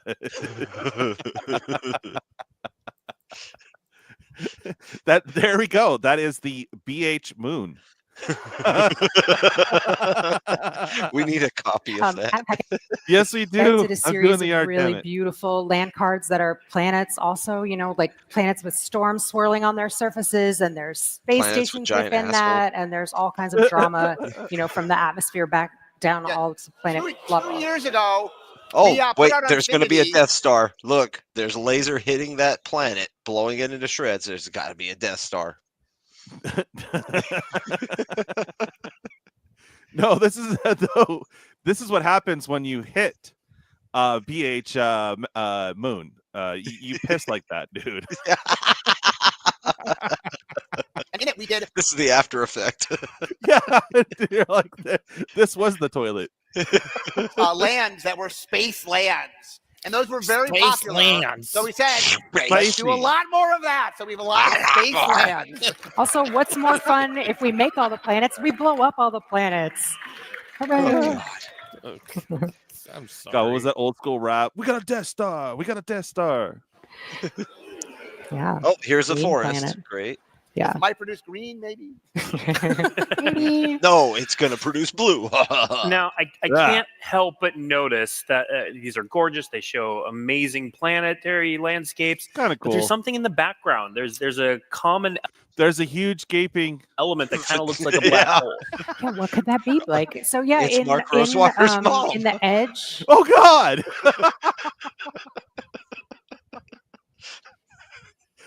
Someone mentioned something about starting with an S. This is the one that made Mark Rosewater. Yeah. It's a swimmer. There is also a super void. So it there you has go. some A super Superboy. we know of in our reality as black holes, but this is like a different situation because within this light that is a collar around this super void, life is possible. So that was kind of our addition of magic and fantasy to this, so that it's not something that's just like killing everything. There's like whole cultures and people's living within it and interacting with it. Wait, whose mom is she talking about? What color would live around a black hole? Yeah, exactly. I don't know, Mark. Brown. Yeah. Just the vastness of the landscapes were so much fun. It's so beautiful. The set is so beautiful. We're going to show you some of the art, but I've Every single one has a gaping hole. That's all I'm saying. seen more. It's very pretty. Now, Sarah, this one looks a little bit different to me. Yeah, so we made a lot of land cards in this set. And then we also, because we were doing that with... The set is all lands. That's all. That's all it is. It's on that's lands. Redone Infinity lands. Go home. Right. And if you're lucky, you'll get the Sparkle Galaxy triple platinum surge foil. Thought, why not make a series of kind of travel rainbow. poster style ones where it's more kind of like a lifestyle, like a luxurious, like a hey, come visit our giant space snake kind of.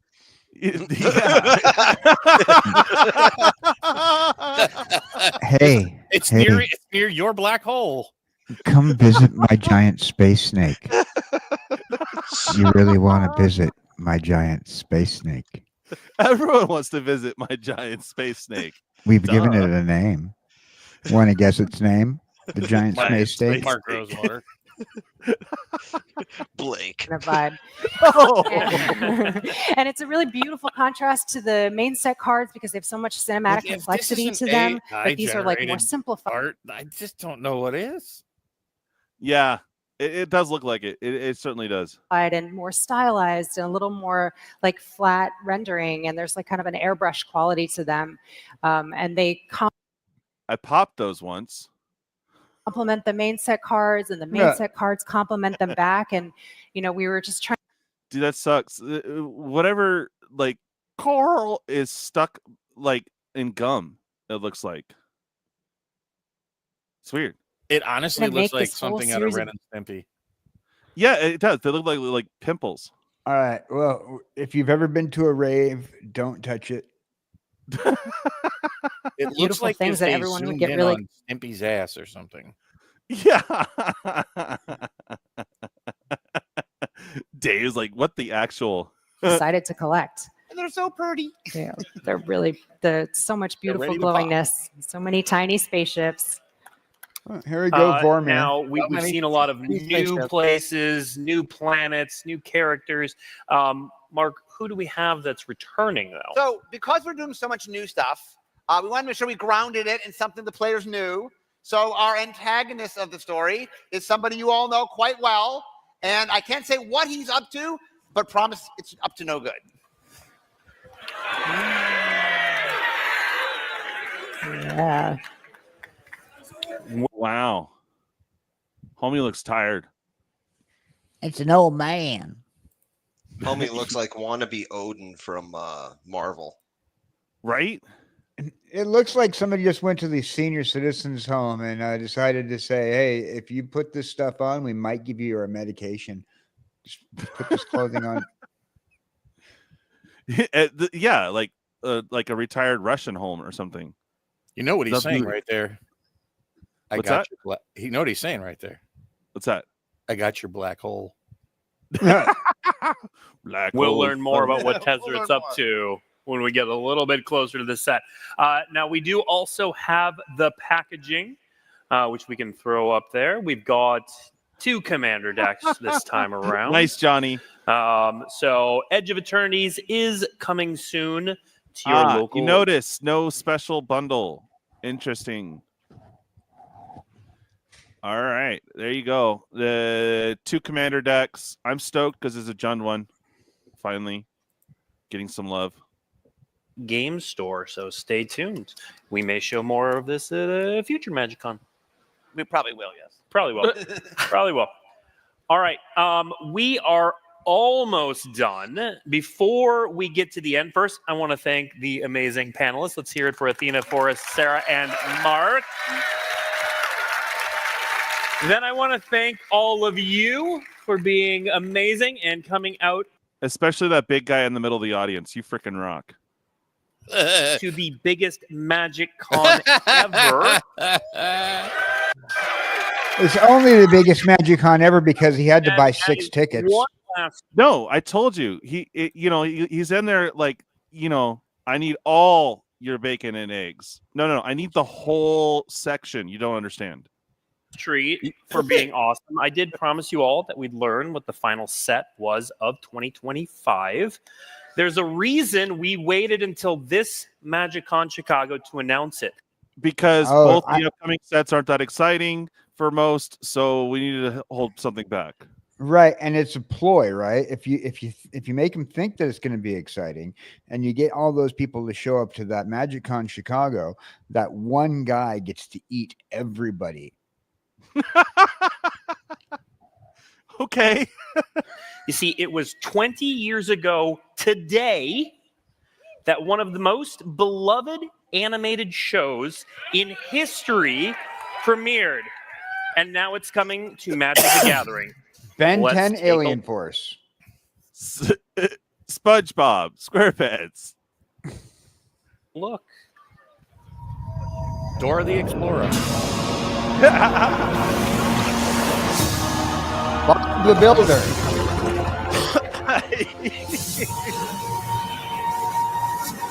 Street Shark. Hell's Kitchen. Fraggle Rock. Thundercats. Dude, Thundercats would rock. Hey, Magic fans, Mike DeMartini. Whoa. Hi. Here, one of the creators of Avatar: The Last Airbender, and I'm so excited to officially announce the new Magic the Gathering Avatar: The Last Airbender set. We've worked closely with the creative team at Magic, and we can't wait for you to see what they've come up with. The artists, game designers, and creative leads on this project have worked tirelessly in collaboration with Avatar Studios to bring everything you love from the series into this set. Now, don't worry, you don't have to wait 100 years to experience it, because we'll be releasing the set this November. So keep watching all the Magic social channels for. Wait, where are the blue people? I'm leaving. No, sorry. Oh, that's different. Oh, I was like, there's only 2 movies, but okay. Why Avatar? Oh. For updates. Thank you, and yip yip. Oh, he hit you with the yip yip.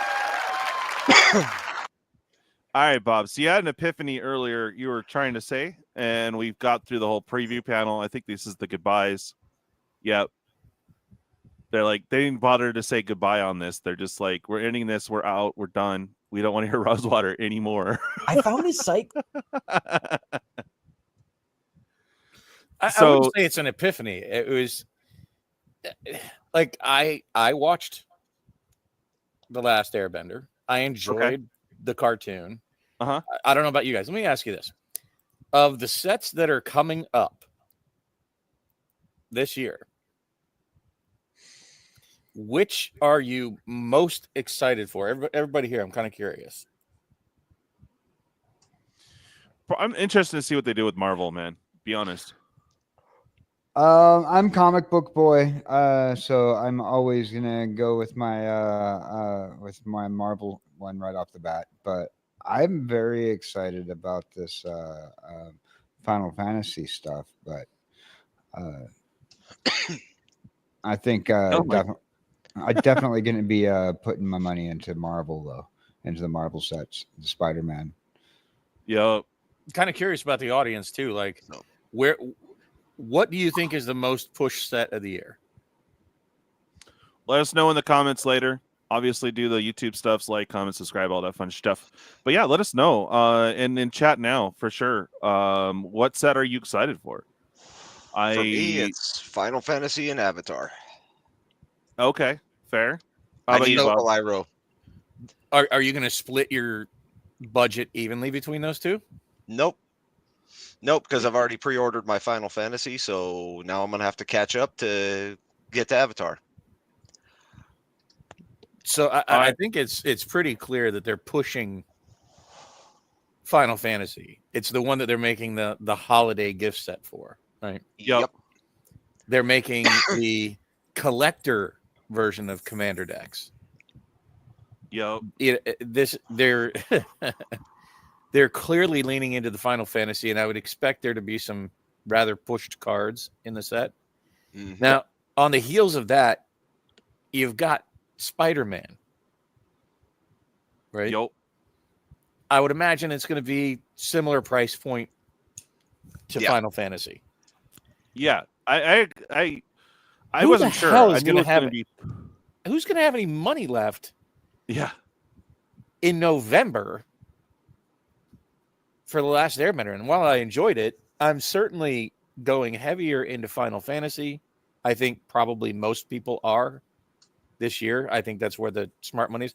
The collector, boxes are sold out within 4 minutes where you could have found them. It's sold out everywhere. I don't think you're going to get the same response for The Last Airbender.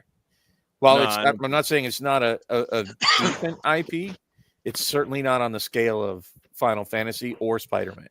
Yeah, you're definitely not going to get that kind of response. Absolutely. I think they should just limit it should be one of those, I don't know, secret layer or something. It shouldn't be a regular set. The Last Airbender? Yeah. No, I don't even mind it being yeah, the Last Airbender. Yeah, it should, I think it'd be.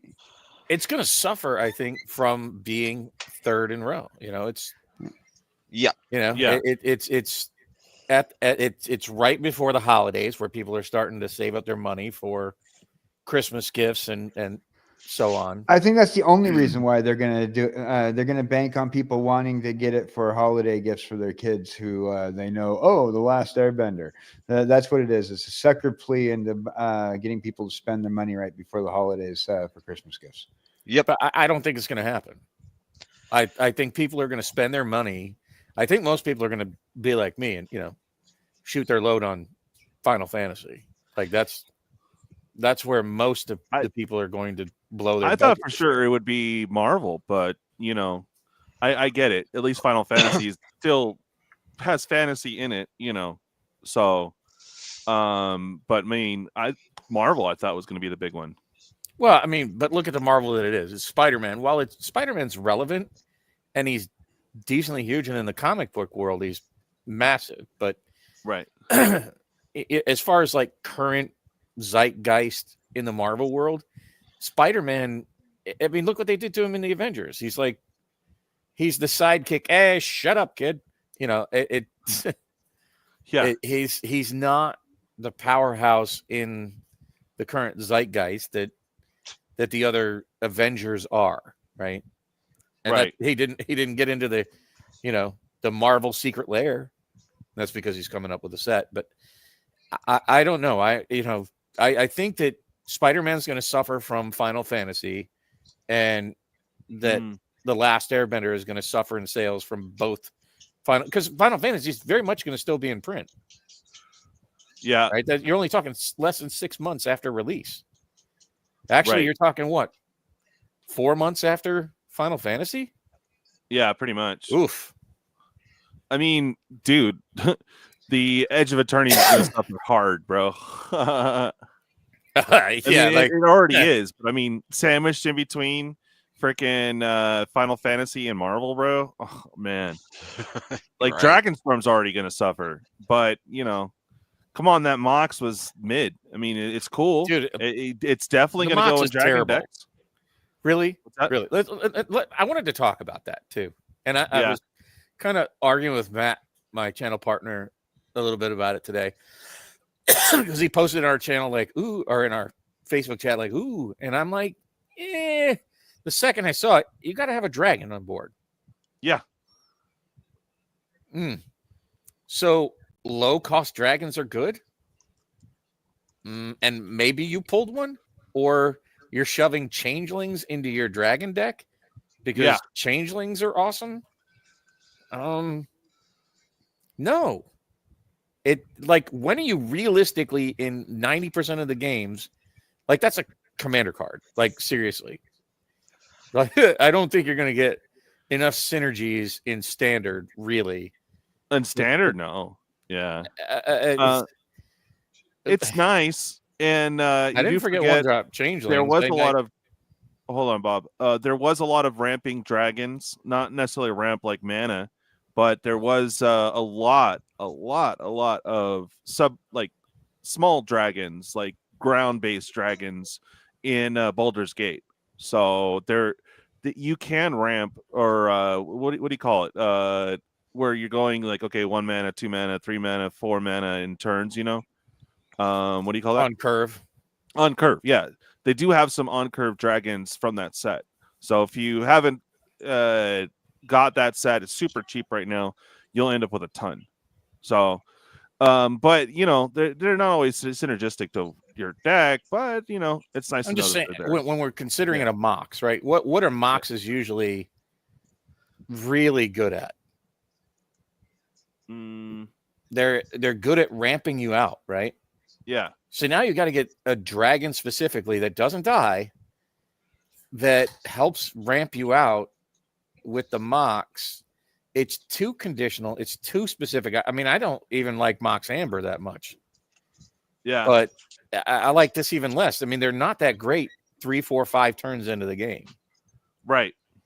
So this is like a turn 1 kind of explosive play, turn 1, turn 2. Once you start getting into like turn 3, you know, most decks are already doing their own ramping thing, especially without a Mox. I just don't see it as that great. Yeah, like I said, it's mid. I mean, it will get thrown in dragon decks, that's for sure. But you know, the difficulty to pull it, it will drive up the value on it. However, it's not the strongest Mox. I mean, at least the other Mox was legendaries. There's more legendaries, right? All this over was the very specific. This I put this in the like Mox Tantalite play space. Yeah. 5, 10 because I mean, Mox. any decent dragon worth its own is at least 4 mana. So I just don't like. I'm sorry. Just because you attach the name Mox to it doesn't make it a great card. Yeah. And earlier we had people say Johnny's all about Tarkir for the nostalgia. Yeah, nice. And C4 is definitely back because of Final Fantasy. Coach is saying something interesting here. You can't just to specify, you can actually pre-order Tarkir. I just checked on Amazon. Okay. It is up. Okay, cool. I couldn't care less. I'm sorry. Well, Coach was saying that you couldn't order it. You can. Sad to say, after the previews today, just Dragonstorm for Cap. Okay. You'll get the starter kit at least. He's not a Spider-Man fan. He's cool, but all other Marvel stuff for me is cooler. Yeah. After FF sales, Hasbro's going to cancel everything and just make FF, right? Final Fantasy? Yeah. FF and Lord of the Rings. Exactly. Have you talked about their financial? You know, they released their fourth quarter financials today. I did not cover it today. No, I had other business to attend. So I promised I would do this. And then I have to go back and put my boring ass recording up of the whole thing. Spoiler alert. It's not good. Yeah. Oh boy. Yeah, I did not look into it yet. Oh, well, can you give us a cliff note? Yeah. Magic didn't sales are down, revenue's down year over year. Magic itself, all isolated on its own, not Hasbro. Magic. Well, no, that is all Hasbro. Oh, besides Monopoly Go. Monopoly Go was up. Magic's down. No, I'm just saying that's their What cash about out. Peppa? No. Yeah, what about Peppa Pig? They don't break it out like that. That's Peppa's in its, in with the other toys. But yeah, I hear you. If it wasn't so dang expensive, exactly. Well, I think this is kind of what we're looking at, and it's it's a long-term play that I'm watching play out with their financials, and I've said it before. As the prices go up, people are still buying Magic. They're buying less of it. What's up, Time Capsule? Right? Yeah, exactly. So you can increase the cost of the boxes, but if you increase the cost of the boxes by 50%, people tend to buy half as much. So if you would have bought 2 boxes before, now you're buying 1. So even though they're getting $150 a box from you, they're not getting the $200 that they got from you before. Yo, it's not one bad quarter. It was the year, TCG dude. Tarkir just came out for pre-order today. Magic will be fine. One bad quarter isn't the end of the world. Well. So basically, sales are down. What do we have that was big last year? God, so many sets, bro. Bloomburrow. Bloomburrow was awesome. Duskmourn. Modern Horizons 3. Yeah. Yeah. So, but for me, this whole thing with like the Final Fantasy thing is just kind of alarming. Because if they can get away with, the starting price of $500 for collectors, why wouldn't they? Wasn't Commander Masters last year? No, I think it was a tail end. Wasn't that the tail end of? It was 2023. That was end of summer 2023. Yeah, you're right.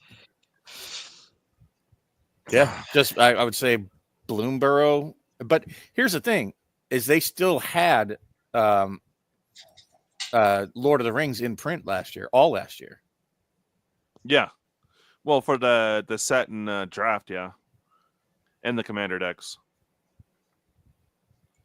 So it was the fourth quarter results, but it accounts for the year.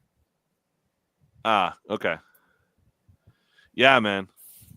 So what do you guys think? I mean, Tarkir, Sarkon looks fun. A lot of this is out of my color pie, so I'm like, yay, Dragos. For me, it's like a collector set. Just want to collect the Dragos. What are you thinking, Robert? I mean, I need to see some more, but it looks okay. There was one other card that they spoiled that came up later, but I didn't see it on the stream. It was a red dragon. Oh yeah, I saw that one. Actually, I have it. I know. One moment. Un momento. Yeah, I like it because it clones itself. It's crazy. It is literally Dragonstorm on a dragon. Yeah. Of Storm. Yes. So that card's kind of cool. Okay. All right, it's loading. Yeah, I like that one a lot. I didn't play. Yeah, that one right there. I did not play during the first Tarkir block, so I really don't have a anything beholden to it. So but that card is that card looks fun. I want it. Yeah, because like other dragons you get, and then if you cast a bunch of stuff before this somehow, create that many 4/4s. Well, 5. Sorry, not 4/4. Yeah, he's a 4/4, but yeah. But that many +1/+1 stacks, dude. Oh my god, epic. Says Wizards revenue declined 7%, with the decline almost entirely driven by having one fewer set release in the quarter. Wow. They should have returned They to Lorman. They didn't print enough. They didn't print enough. They needed 50 more sets. They might have had one fewer sets, but they also had the Marvel Secret Lair drop in that quarter. Oh yeah, exactly. Yeah, it's cool. I mean, I don't know. I read an article earlier today on the Mox Jasper as well. And they're just saying it's not like the strongest mythic, definitely not the strongest Mox. I mean, you know, Dragon Commanders are like, sure, I'll take another Mana Rock, a free one. But, you know, again, you're forced to use Changelings to really get use out of it turn 1 or 2, you know? Mm-hmm. So, what, turn 3, you might I have still want one. Oh, I still want one. Yes. But it's not going to be like, yeah. I'm not going to pay Chrome Mox prices for it. Stop it. Oh, hell no. Hell no. Hell no. Yeah. Marvel Scalper's Lair. Yes. I'm just going to say it. You know, 3-color sets, especially in Standard, are rough. Have not performed well. Yeah. And, you know, at least, though, it's kind of on theme. I mean, well, not on theme, but, you know, more Magic related for Tarkir. But, like, you know, new cap, just peeps are like, huh? You know, the weird theme sets that they've been doing ever since. The weird sets? Weird. They're wild. Yeah. I mean, like, Aether Spark and this Edge of Eternities both feel like unsets to me. Kind of. It's kind of weird to say that Final Fantasy feels more Magic the Gathering than Magic the Gathering does, but it is what it is. Yeah, man. It crazy. All right. So we went through the previews. Was there any other card you guys want to talk about from Tarkir? Because I got them all 8 or whatever. I got them all. They're all collected. Yeah. No, what needs to be collected is this bad boy right here. Oh yeah. Oh yeah. Dude. Let's see. And he literally has Storm Scale in his name, which is what they used to refer to for the Storm Scale for power level. Yeah, exactly. I'll say this on a more positive note. I think that it seems like they're not doing like they did in the Cynthia Williams era and kind of giving away the cow with the milk early on. Because don't forget, they're talking about resurrecting Ugin. That's got me at least interested in paying attention to it. Exactly. So they may have some more up their sleeve. We'll see what they do with Ugin. I hope it's not a wet fart, you know. Yeah. Hopefully the dude in the audience didn't eat him. And too late. But I mean, you know, there could be some single worthy stuff. I'm not as excited about the Storm Dragon as you guys are. 6 mana, because I'm thinking about it in terms of commander. Yeah. That's a rough one. I don't generally play dragon decks because they're battle cruisers to me. And that just commander's getting faster and faster. Duh. You know, power. Yeah, well, it's 6 mana. I mean, if you have some ramp somehow, or are playing green, maybe. But I mean, how much stuff are you going to be able to cast before it to get the storm off? I mean, you can Rite a Flame into Desperate Ritual into another Seething Song, +1 mana, and there you go. Get 4. And then you have no hand to play anything. Then you have nothing. But into a 4-mana Wrath of God. You know. Yeah, exactly. But it is possible to ramp through it. It's just, you know, to storm through it. It's kind of a Hail Mary. Yeah, that makes sense. That's why I said it's battle cruiser. That's very much a battle cruiser tactic, and it just, you know, if you like Dragons, cool, play fun decks. I play fun decks. I don't like playing competitive commander. As a matter of fact, I generally only play commander raids, and I don't know. I'm not as googly about it. I'm Ugin. They typically do busted shit with. You know, like he's usually like that card that everybody hates to see in a set. Yeah. Everyone loves Eugene. Think about it. The last time he was in Standard, right, in M21. How miserable was that? Huh? All right. I don't know. I didn't play during that time, but I just love Eugene anyway. Dude, I came back right after. True. So many decks. I use them, so I'm just saying, like, if you don't necessarily have those turn 6, it would be rough to storm off. But it is possible. There's a lot of reducers. Yes, sir. But that's like if you're unmolested, right? Yeah. Like, you know, thinking that you're going to play that unmolested is just, okay, cool.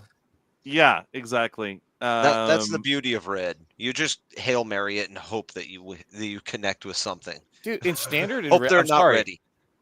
In Standard, Red's going to keep doing what Red does currently and has done for the last, 4 or 5 sets at a minimum? Dude, you don't see a card in Red that costs over 3 mana. Yeah, true. Yep. It's mainly 1 and 2 mana. A 6 mana dragon in Standard? You're funny. That's not going to see Standard play. So, no, probably not. Commander? It doesn't have. There's no rituals in Standard either, so no real easy way to pop off with it. Not like the old Bogard and Hellkite Dragonstorm days. So, Magic's different now. Magic's very fast now. Yeah. Magic's very pushed now. And, this is where the power creep is going to come back and bite them. That even if you want to get excited about cards like a 6 mana dragon, it's just not a real card. Yeah. It's not going to go in very many decks. Even not for Standard, not really for Modern. So a Dragonstorm Commander deck. Yep. Yeah, maybe out of 10 games it'll pop once. Yo. You know. I don't know. You could get there. I mean, if everyone's running wipes, I mean, you're into turn freaking 15. Jeez. Mm-hmm. At which point you should go off. Someone should. Someone needs to. And just when you storm, the dude's gonna pop his Psych Rift and it's back. You know. So much for your storm. Yeah, very true. Well, guys, anything else you guys want to talk about? Any of the cards or anything like that? No, I am curious to see about the supply lines. I did talk to some LGSs specifically about Final Fantasy. Okay. Oh, I don't want to give it away because this is what we're going to talk about tomorrow night on our show, and I kind of don't want to give it away. But we're gonna go over a lot of stupidity at the moment. Okay. And I don't know what I'm curious to see how the new management is going to handle the scalper craze, because I don't know if you've looked, and I'll give you a little tidbit here. Like, have you looked at the Marvel Secret Lair prices now? All those people who are crying about the line jumpers and oh, I can't get it. I'm so angry. Rage. Have you seen the cost now? No. I was on another site and it was doubled still. I was like, I don't know. Well, what's doubled? Black Panther's about at cost. Yeah, no, Storm. Okay, that's the highest. That's the highest cost one, and it's not double. No. I'm just saying on the site that I was, that's the last price I saw, but I saw it decline big time. And so what I'm wondering is if we'll see some of that with these massively inflated prices of collector boxes. They can't sustain. Even when I was watching Anger Collections and he was talking about it, he's like, he's not really interested in them because it's hard to move boxes that cost $1,500. So I'm curious to see what happens. I think it's a relatively new phenomenon out here, and so many people jumping in on the collector box bandwagon. Like, this is just going to be the standard. I mean, think about this. Look, what is a set box? It's a standard set box of Final Fantasy, right? Think about this. Right. Yeah, well, play box. It's anyway. Okay, yes. Play box, set box, it's the same damn thing. And it's $200. Yeah. For functionally a draft box, right? Yeah, for Final Fantasy, $210 is pretty much the MSRP. Like, and MSRP doesn't mean nothing. Like, oh well, it should be like 400 or 500. Yeah, right. Get it. Good luck getting it for MSRP. So, just people only have so much money. Stimulus checks went out the window. Yep. You know, and even if so let's say somebody buys a box of that, they would have bought 2 draft boxes of it and played more, right? Yeah. I don't know how much this is hurting them, and I think it's showing up.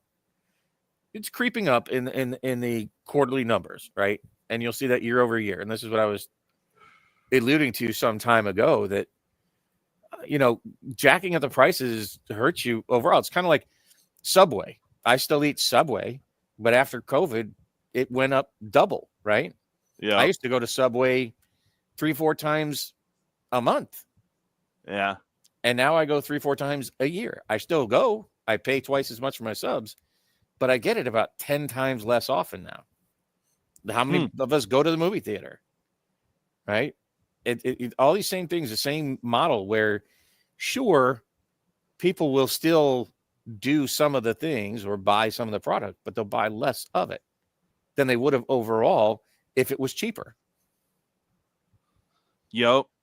So you literally do price it out. And I wonder how savvy the new, what is he, CEO of WotC? Is that what his title is? From Blizzard? Oh, you mean wait, who is he? I'm thinking of Hasbro. I'm sorry. I don't know who. The dude that replaced Cynthia Williams. Oh yeah, I unfortunately have not been paying attention. Under his stewardship, at least they cut back the production runs on, we believe, on collector boxes. Oh yeah, I think it's a good thing. Yeah. I don't know that he's collectors. Good luck getting them. I don't know if he's really tuned the dial back enough on the reprints, and certainly he hasn't dialed back the power creep. Oh no! And all of these things affect your long-term viability of the product, right? But at this point, with Hasbro needing all the monies, are we going to get a power down set? They know if they do a power down set, it's not going to do well. It's double-edged sword, Again, that's why I said I don't have a crystal ball. It's going to be hard to see where things go, and if the economy really does take a turn down, because right now it's still hard charging up. Yeah. Honestly, it's not even my final form. I mean, every set. Well, and you're seeing the prices just perpetually go up. I mean, I said it at the beginning of the year. I think even on this show, talking about price increases, right? Yeah. And the way they're going to mask it is just like they're doing now. Oh, we'll excuse, draft boxes going from when they first came out. What were they? 120, 130? I'm sorry, not the draft boxes, the play boxes. Yeah. No, and then they went up to like one. This is 36 packs, 120 to 150. Like retail, like 160. And now they're over 200.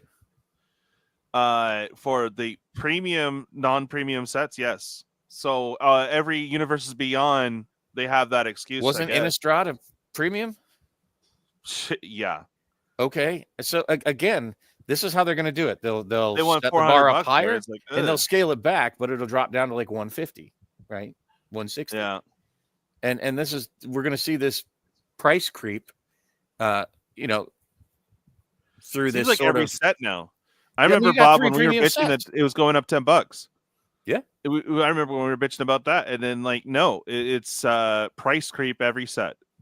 Like, can we get away with 300 this time? You got 3 premium sets. Dragonstorm's 300. Like what? Well, you got 3 premium sets this year alone. 4 if you include Innistrad. Yeah. Because I can't imagine that they won't call Spider-Man premium. I can't imagine that they won't call The Last Airbender premium. Because if they do that, that's shooting themselves in the foot marketing-wise for any other future. It's a standard set. Don't worry about it. Yeah, but I mean, it's a standard premium set. IPs will absolutely be premium. Those other IPs will absolutely be premium.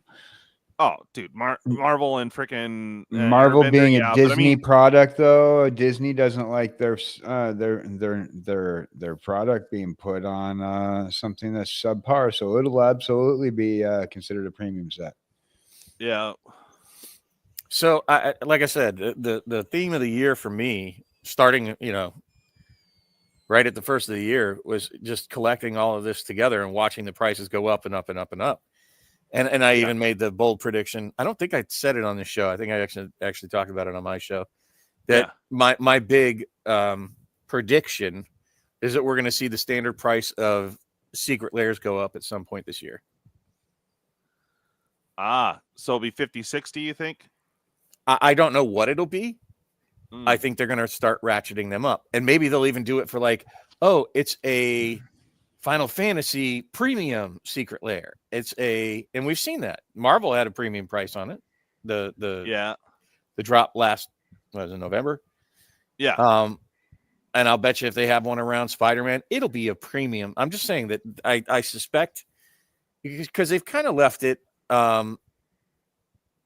pretty standard for a very long time while everything else has gone up, due to inflation. So I'm assuming that they're going to start trying to ratchet those up just by a little bit, maybe by like $5 a piece. Well, they test the waters every time. Like I said, usually the collectors goes down about 220, then creeps up to 250, and then like, oh, we're out, so creeps back up to 300. So, but each time they're trying to do 300, 350. This one they started right out the bat on Amazon 440 or 445. Like, wow, like not even a chance for the. Ain't no creep in there. That's not creep. That's just like, bam, take it. Yeah, it's gonna be more. Deal with it. Like, wow. And I worry about if they're actually trying to incorporate people into the game. As a Magic player now, I'm being outpriced, but like, sure, they'll blow their wad on Final Fantasy, but are they going to stick around for Edge of Eternities or even Marvel? I mean, we'll get a new batch of peeps in from Marvel for sure. But are they like, how many sets are they going to stick around and play Magic afterwards? Well, I think they're trying to churn through that faster and faster with all the different IPs. They don't care. You think they really care about the Lord of the Rings people sticking around now that it's out of print? No. Yeah, true. After all, you can't edge for eternity. Oh, I see what you did there. Why'd you have to do that? Richie says, hey, it's Bob. Yo. Hi, Richie. Rub my dubs. Mm-hmm. At any rate, like I said, pricing is going to be a very interesting thing to watch this year, specifically. To see where they're going with it, to see what they're trying to cover up, patch the holes. I don't know how much more Hasbro can push Magic. At some point, it has to retract. At some point, it's going to retrace a bit, because you can't just keep achieving new heights and new heights and new heights and new heights without bringing in drastically more people into the fold. Yeah. So I don't think that they can. Yeah. I don't know, man. And also they had us kind of conditioned last year with the set almost every freaking month. We're conditioned now to where we have to play this set super quick, because right when we get the set and we're all excited to get the set, hype for next set hits immediately. So you're just kind of like, oh, well, now I need that card. Wait. Yeah. And dude, just this all being standard this year sounds great. And I think it's interesting, but at the same point, are all the IP sets going to be premium? Then, how is a standard player going to get their 4-ofs for their decks? I mean, you're going to have to work 2-3 full-time jobs, just to get a set booster, or a play box, Well, here's the thing. They make up the difference for fewer sets, fewer releases by two things: cutting the number of packs in the boxes. Yup.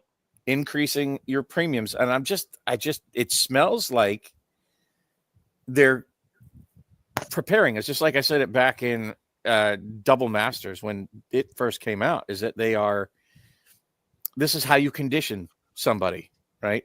Is that you keep pushing the boundaries and then you reel it back a little, but you don't reel it back to where it was, right? Yeah, exactly. So you keep pushing the boundary farther and farther, but never retrace back to something a little bit closer. And I don't mind. I don't The think gas companies work the same way. Oh, so does the food in the grocery stores. You think eggs are ever coming back to a reasonable price? Get out of here. Oh, hell no. So yeah, you're going to see this sort of edging upwards, and I think most of us wouldn't care or would be supportive if it was keeping pace with inflation. But it's not. It's outpacing inflation by a wide margin. Oh, absolutely. Yeah. And we're not naysaying. We're just like, for me, it's sticker shock, bro. I mean, like, honestly. Well, like, it's not sticker shock when you know they're going medieval on your ass. For me, I mean, like, oh my god, collectors, like, it hasn't even had a time to age to be worth that 600 already. I mean, just right out the bat, it's going to be what, $600-700 bucks a box for collectors. I mean, there's stuff in there to chase, sure, but that's just like, wow, whereas before, I can get 3 collectors and have a better shot. Now I can only get 1.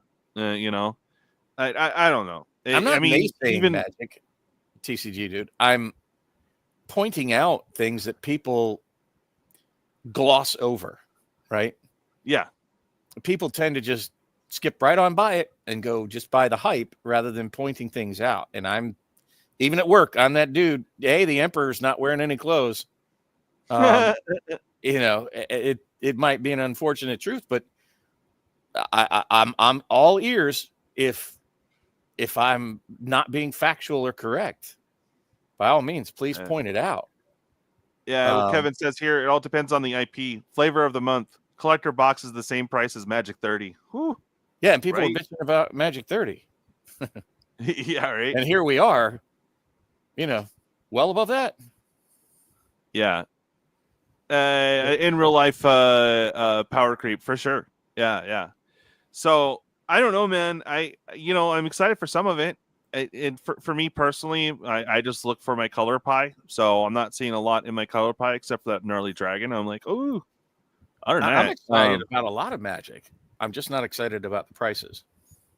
Yeah, I'm not at all, because it just gives them the green light to just like, okay, I right the bat, pre-orders are $500 for collector box. You're like, dude, this is standard.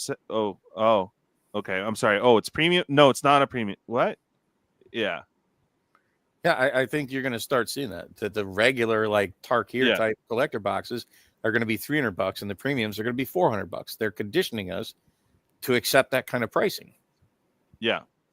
And to have gone up 100% since their inception, which was so long ago, right? Mm-hmm. No, not really. What, 2020 was the first collector box? Yeah. I would like my money to double every 5 years. Yeah. If I did that shit, I would have retired years ago. But that's not how most money does it, even in stock markets. So doubling your prices in that period of time, and hell, the draft boxes, so the baseline boxes, now we're looking at $200 draft boxes, like not even blinking at it. And you see what I'm saying? And that's just 5 years, folks. So I'm not naysaying Magic. I'm pointing out the direction that they're going monetarily. Yeah. And I don't know about you, but dropping $400, $500, even $200 on a box of cards for a game, I do fairly well, but that shit, you got to keep it in check. You got to make sure. Think about it. You don't mind dropping $200 on a box that you're going to get $100 worth of cards out of. But if you went to a restaurant and got a $200 bill, I bet you'd choke back a little on it. Yeah. Right. Think of what you would buy at $200, that you would scoff at, but we're just brushing right by it, or $400 for a collector box. What's the last other single item you dropped $400 on? And we're supposed to do it 6 times a year? Yeah. Well, I mean, that's if you just get one, Bob. Well, I mean, I'm going chasing. Oh God. I'm going deep on Final Fantasy, but that's pretty rare. I'm just saying that it's even outpricing people of means. Right. And they've already started limiting it, Kevin. That's why they've been creeping up, because they're not printing a ton of collectors anymore. I can't help but feel though it's going to be like a hot potato, right? Oh, I'm dropping $2,000 on 5 collector boxes and trying to turn a profit on it, but I don't want to be the one that gets stuck holding it when the bottom falls out. Yeah. Yeah, and it's not like you said you like the drop boxes because at least, if all goes to hell, you can at least have some fun with your friends and drop it. You can't do that with collectors. You don't think it Magic last? And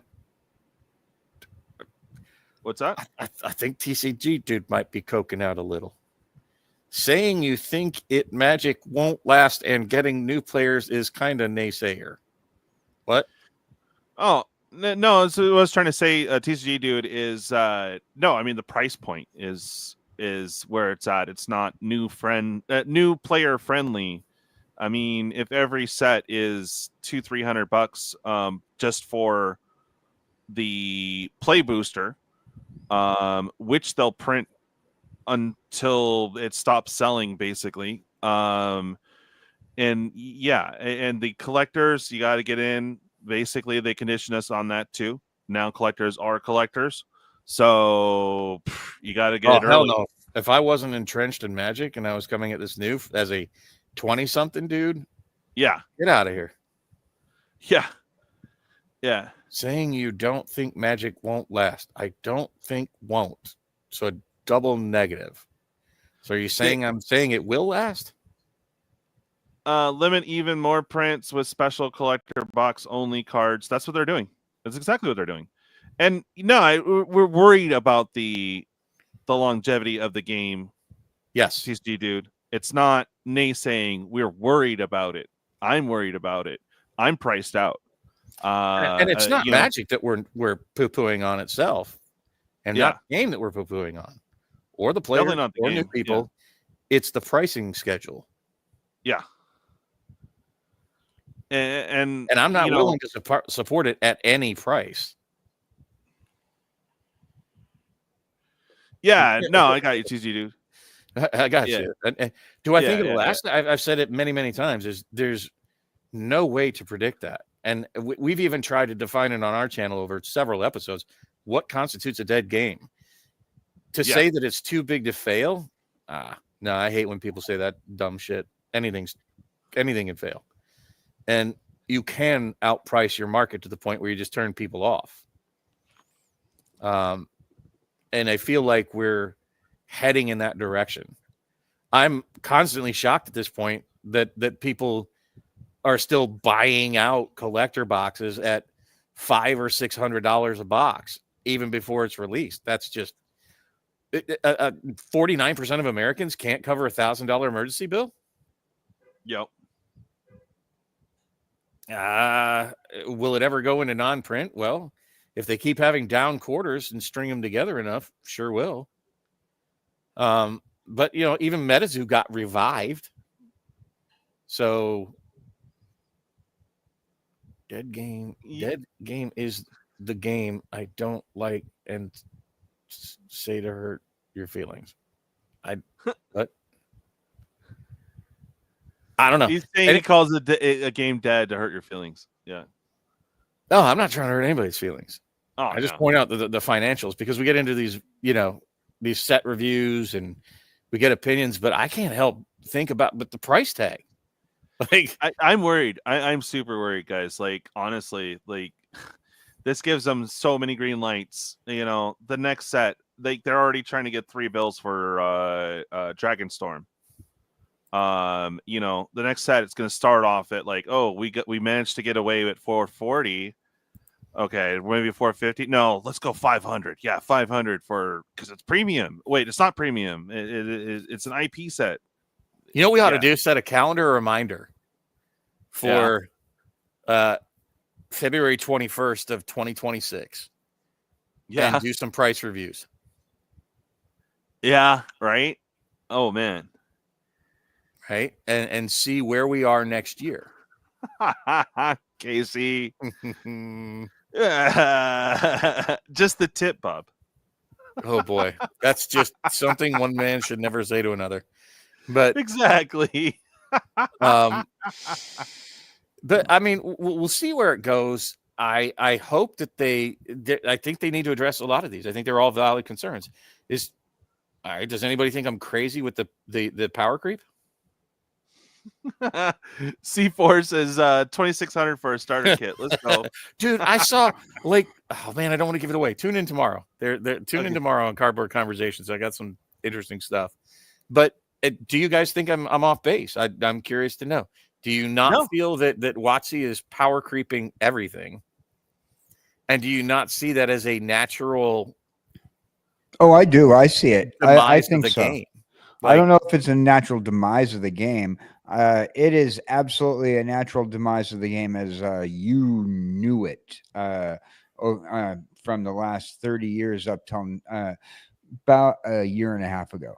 I think that demise of the game has already started, but but from there, what you have is this reincarnation of the game coming up with everything that's coming through. I mean, if you extrapolate that, right? So what does power creep mean? It means that you have more powerful cards for lower mana curve, right?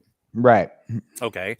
So the natural end to that, if you extrapolate it, is just turn one wins in every format. Yeah. Okay. And so what that means is you just show up to the table, roll the die, and whoever wins the roll, well, you win the game.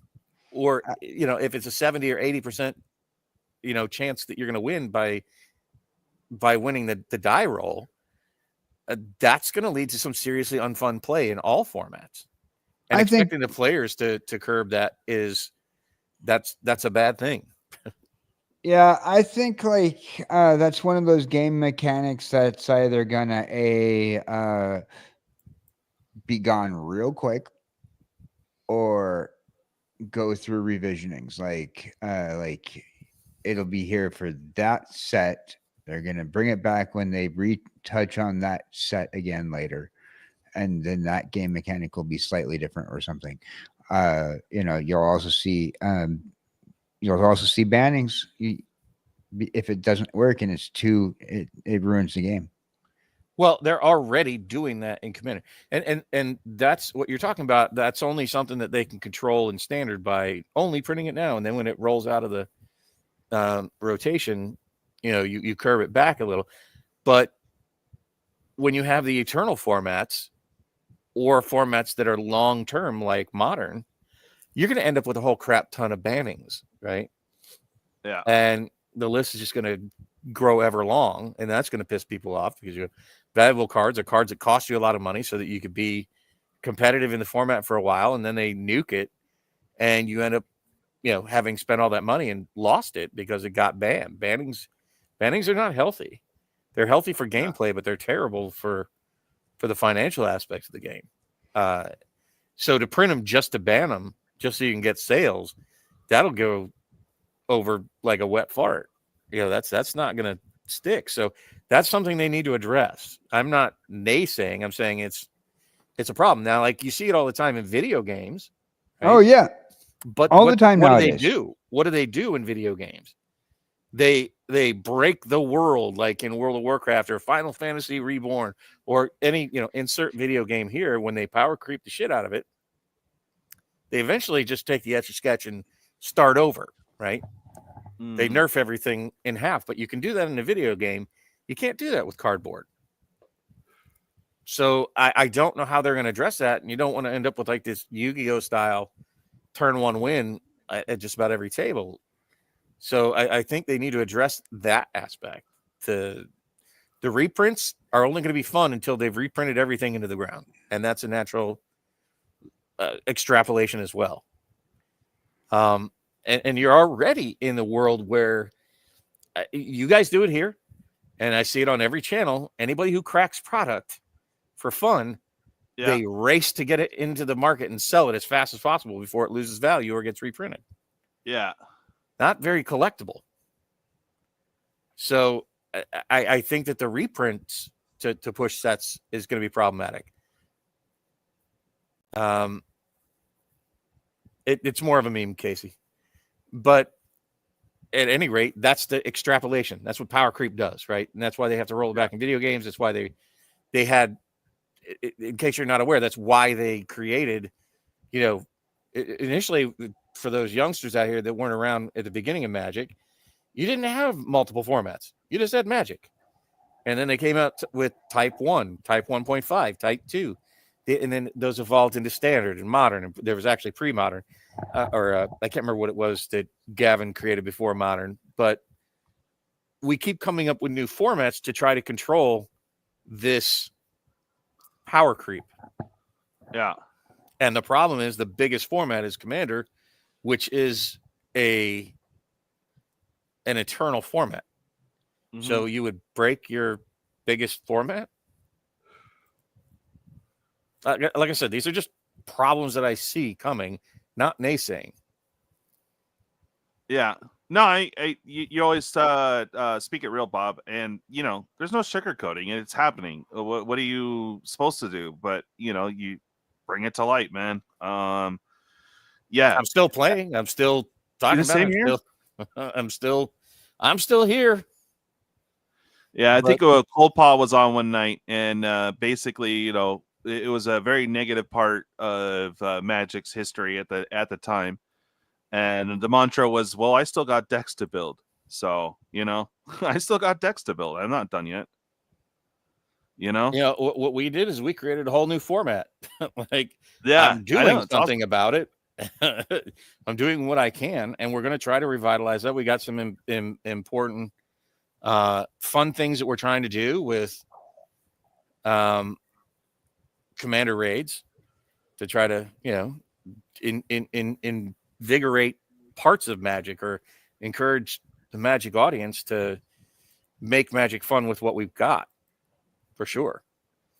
But I'm not going to stop calling what I see.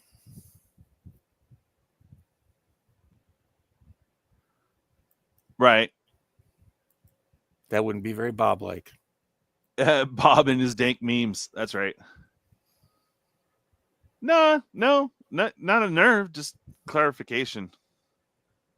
The well can run dry. Yes, it can. It's possible, But yeah, it when Standard gets to turn 1 wins, turn 2 wins, that's like, bruh, because now we have 3 years of it, and the stuff that they made for Commander, but they want to leave in Standard. It's like, okay. I mean, we're not talking the high cost stuff, but the broken stuff, the 1 to 2 drop stuff, the stuff that actually works, good cards, gonna end up turn 2, turn 3, it's pushing it. Turn 4, okay, it should be between turn 4, turn 6 for Standard, but no, it's 3, 2, like what? Well, even now, I mean, playing against those red deck wins. Yeah, like if you play on Arena, you'll know that what percentage of red decks do you run up against? Is it pure red or is it mixed? I haven't played in a while, dude. It's mostly mono red, but either mono red or Rakdos. But it just gets kind of boring to me. Like, okay, cool, you win. I just want to get my dailies done. But it's I agree with you, Casey. I agree with you. Terrible people to play with as per the CEDH community. God, dude. So, me. What's up, Core? Yeah, I mean, it's just I hope that's not where Magic is. I love Battlecruiser. That's my preferred way to play, even back in the day.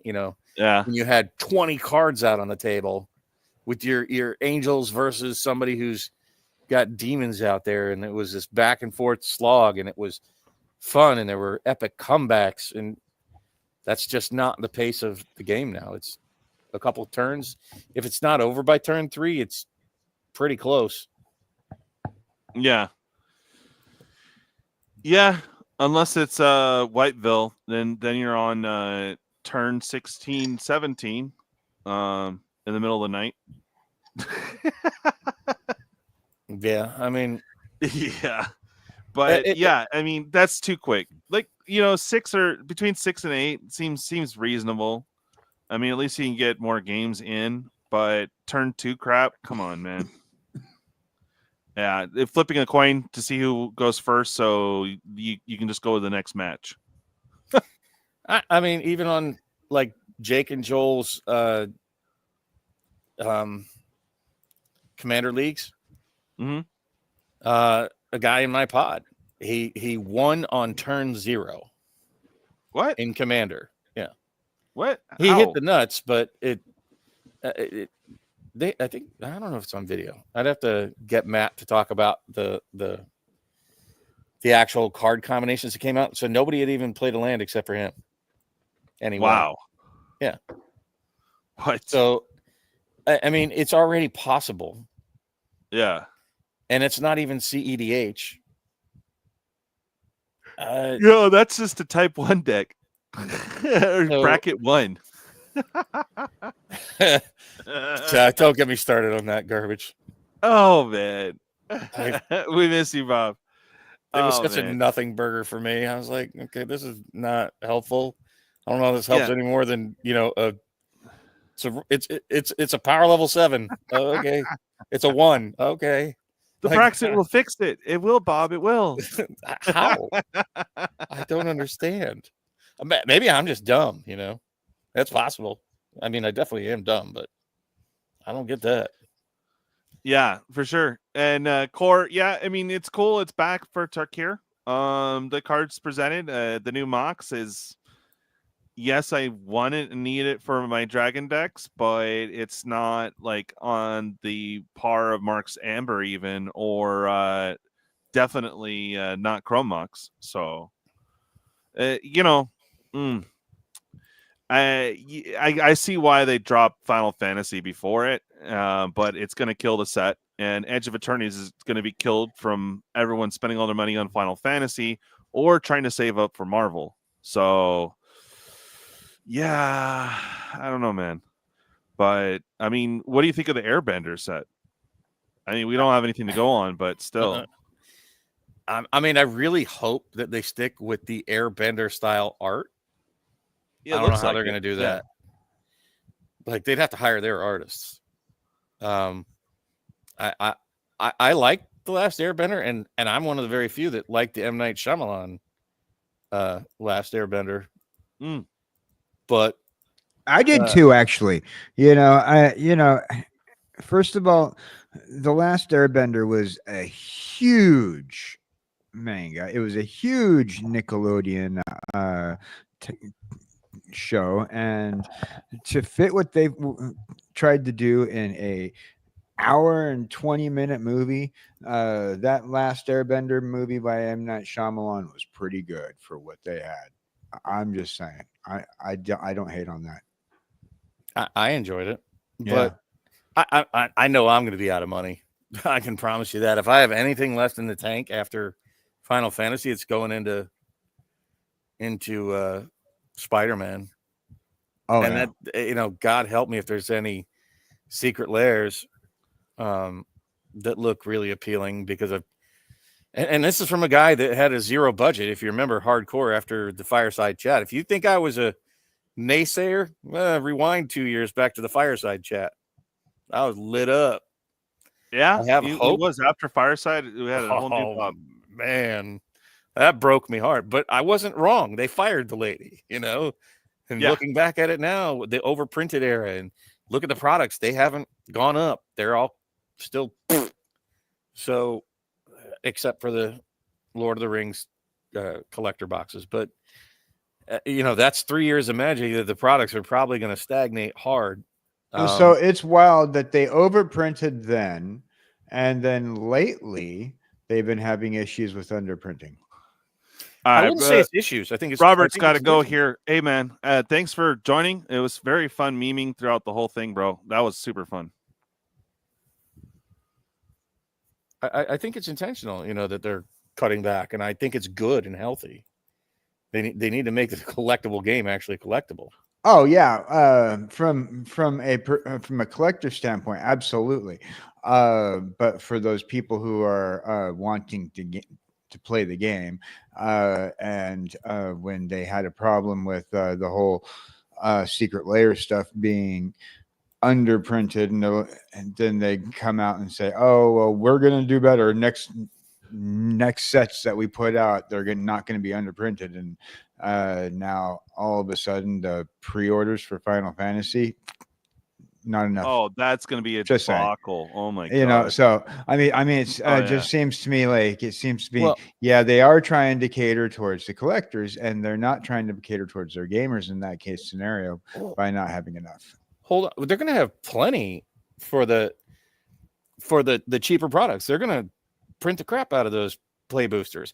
Now, here's what I'll say is that I'm not happy with the price of the play boosters and the entry level stuff, the playable stuff, right? That should be much cheaper. Yeah. And that upsets me that it's not cheaper. Like the collector boxes and the limited print run stuff, even secret layers, there's no secret layer that you need to play. You want it, but you don't need it. Yeah.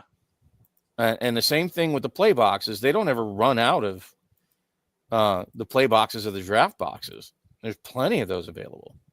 Yeah. So you can get the cheap versions if you just want to play.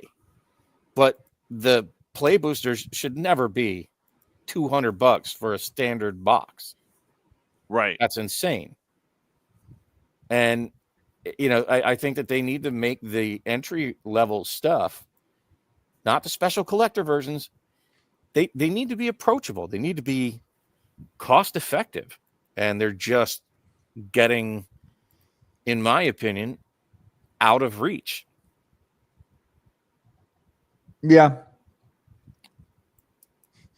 Exactly what Caustic says, or what we say together all the time, because my woes is always, God, stop being poor.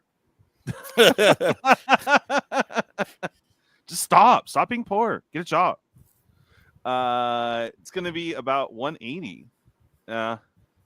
Starter kit being only $20 stands out like a sore thumb.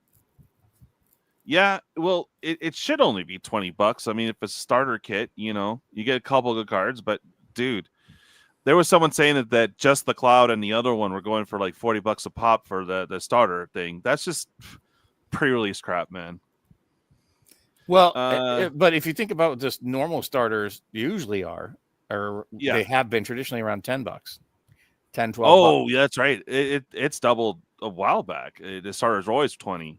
I thought. I mean, no. I remember when it was less, but yes, that was like that was just it. And that they wouldn't go down, maybe on sale for 15, but yeah, it's always been 20 for the last 2 years. They should make a secret layer Last Airbender Midnight Shyamalan series.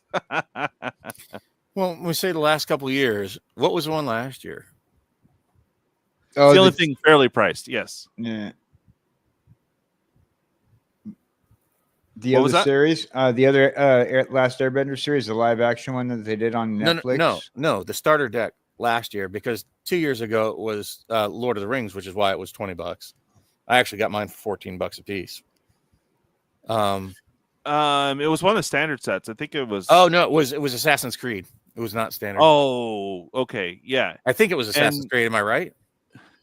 Yeah, but I mean, I remember retail going and seeing the starters. They for the last couple of years, they've always been 20 plus. That's because they're always attaching them. They're attaching them to premium releases. Right. But I mean, when they have the spellcasters or whatever the hell, they were like 15 for a while, and then now everything's pretty much 20. So even non-premium. But they don't do them too often. I don't think that's terrible. Mm-hmm.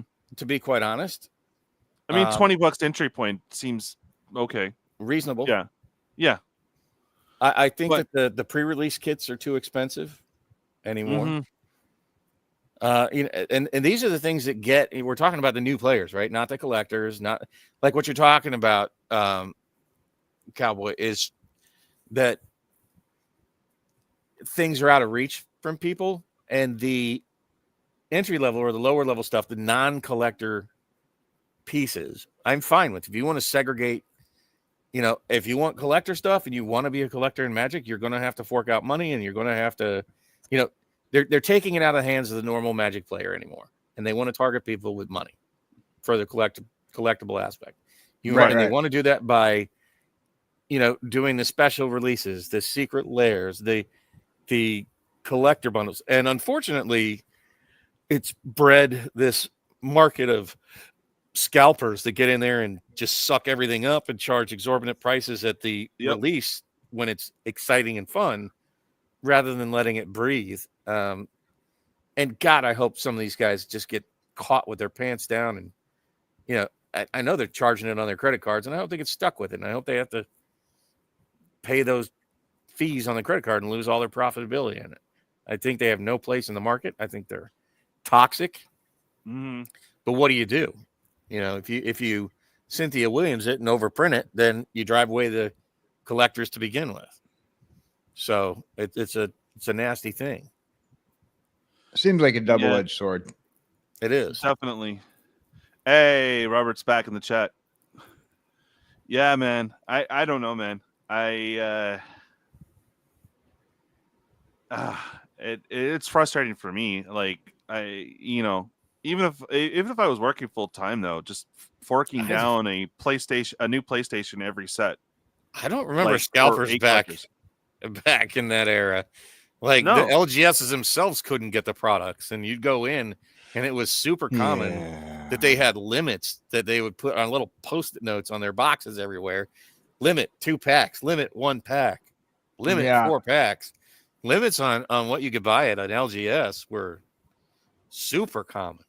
The very first pack of Magic I ever bought was a pack of Legends, and it was I remember it was $10, and I could only buy one.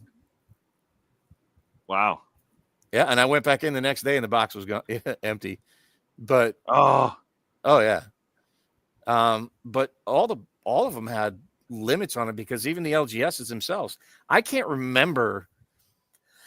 Actually, I do remember the first box I was able to buy was it was Stronghold. It was the first one I was able to buy, and then Tempest, and I was excited to get full boxes. Right? It was actually me and a buddy of mine went in together on them, and it was like $90. But prior to that, it was like, maybe you could order it if you knew somebody, but it was very hard to get boxes, and you sure as shit weren't buying cases of it. The stores were getting like a few boxes, so it was not this big scalper market like you have now, where they suck up, you know, dozens of cases, and normal people just can't get 1 or 2 boxes. So I think it's much worse now, and it's, you know, in large part due to the internet. Yeah, I was gonna say the internet, the pandemic, people started using their phones a lot more often. Well, I think you also have unscrupulous distributors, you know, that are selling to the scalpers directly, or saying, "Hey, I'm about to go stock these shelves over here," and that's what you have at like the Targets and the Walmarts, where they just run in and they're sitting there waiting for the guy to come stock it. Yep. And I've seen I remember seeing display. Like, yeah, I mean, like pretty much now they have to go out there with security. In some cases, it's like, whoa. So I think that's, I don't know how you combat that. Like that's beyond the control of WotC. Yeah, once it gets past the distributor to the retailer, that's on the retailer to moderate how they how that kind of thing happens. You know, I mean, look at the whole situation with Costco and the Pokemon. Oh, dude, yeah, I'm so glad I'm not a Pokemon collector. That would be a miserable market to be in. Man, you have to fight people around the boxes.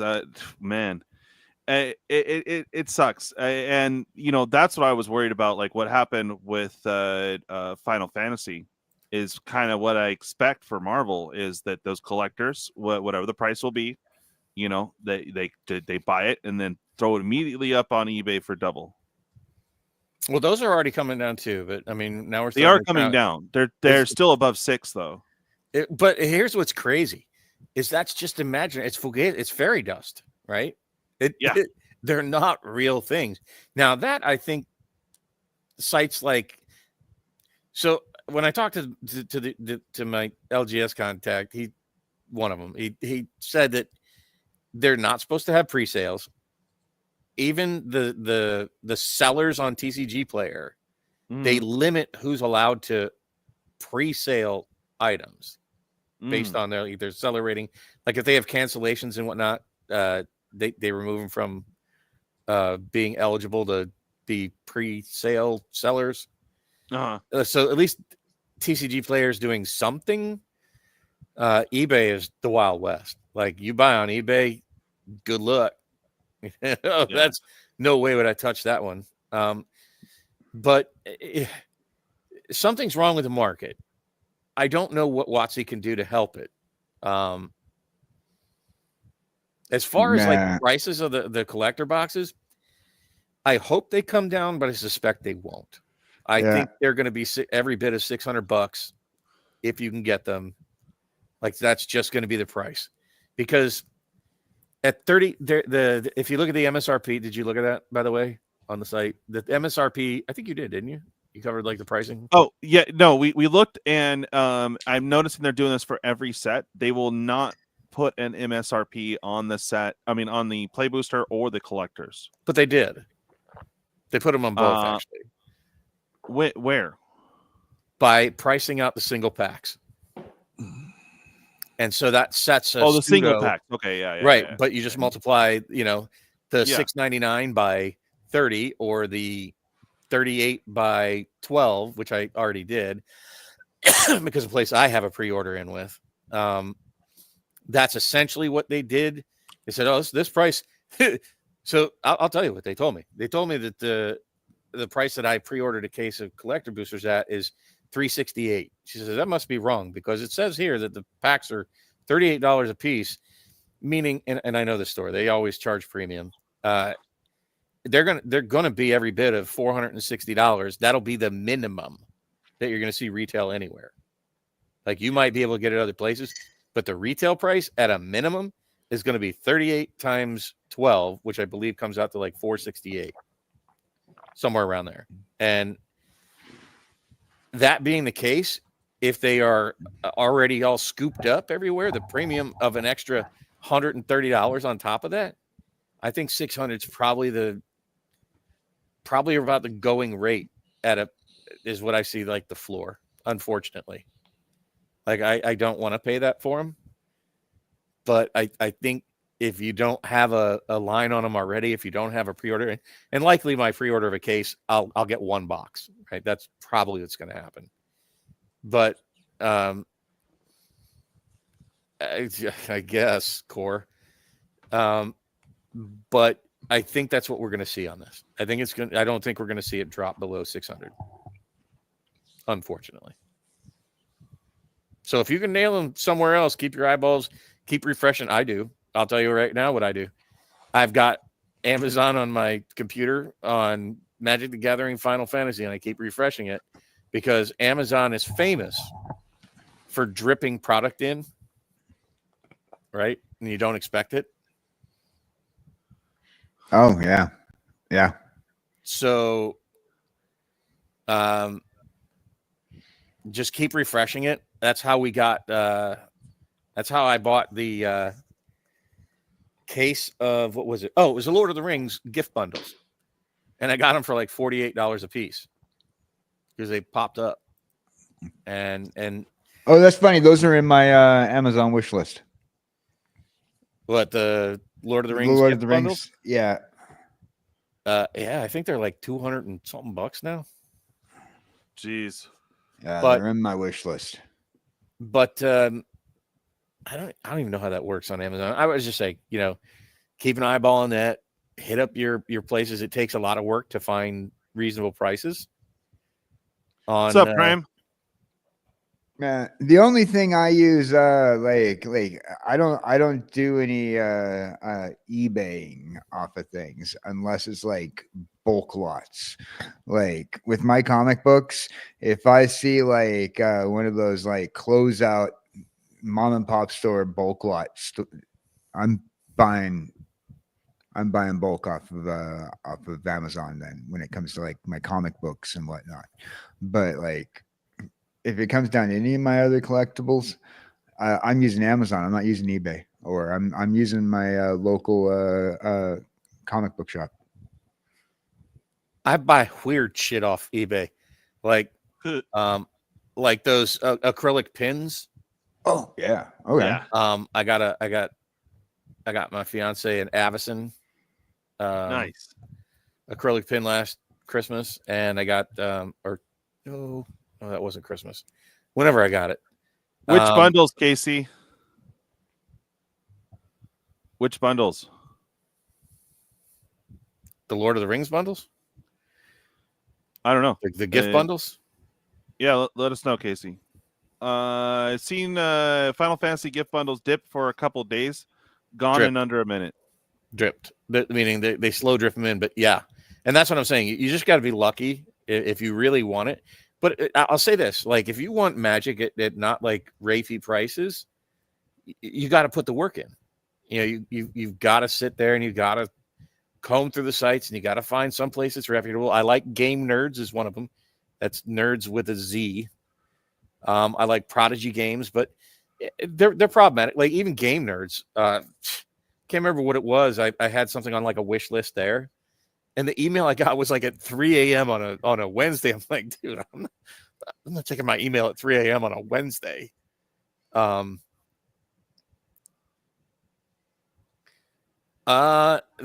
working on it. So I guess spoiler, do you want me to announce it here first? Sure, why not? So we are looking at October. Nice. Congratulations, man. Oh yeah, she definitely buys me good shit. Oh yeah, bro. And she's the one that wants to, get engaged with Final Fantasy, and she's all behind me dropping a stupid amount of money on it.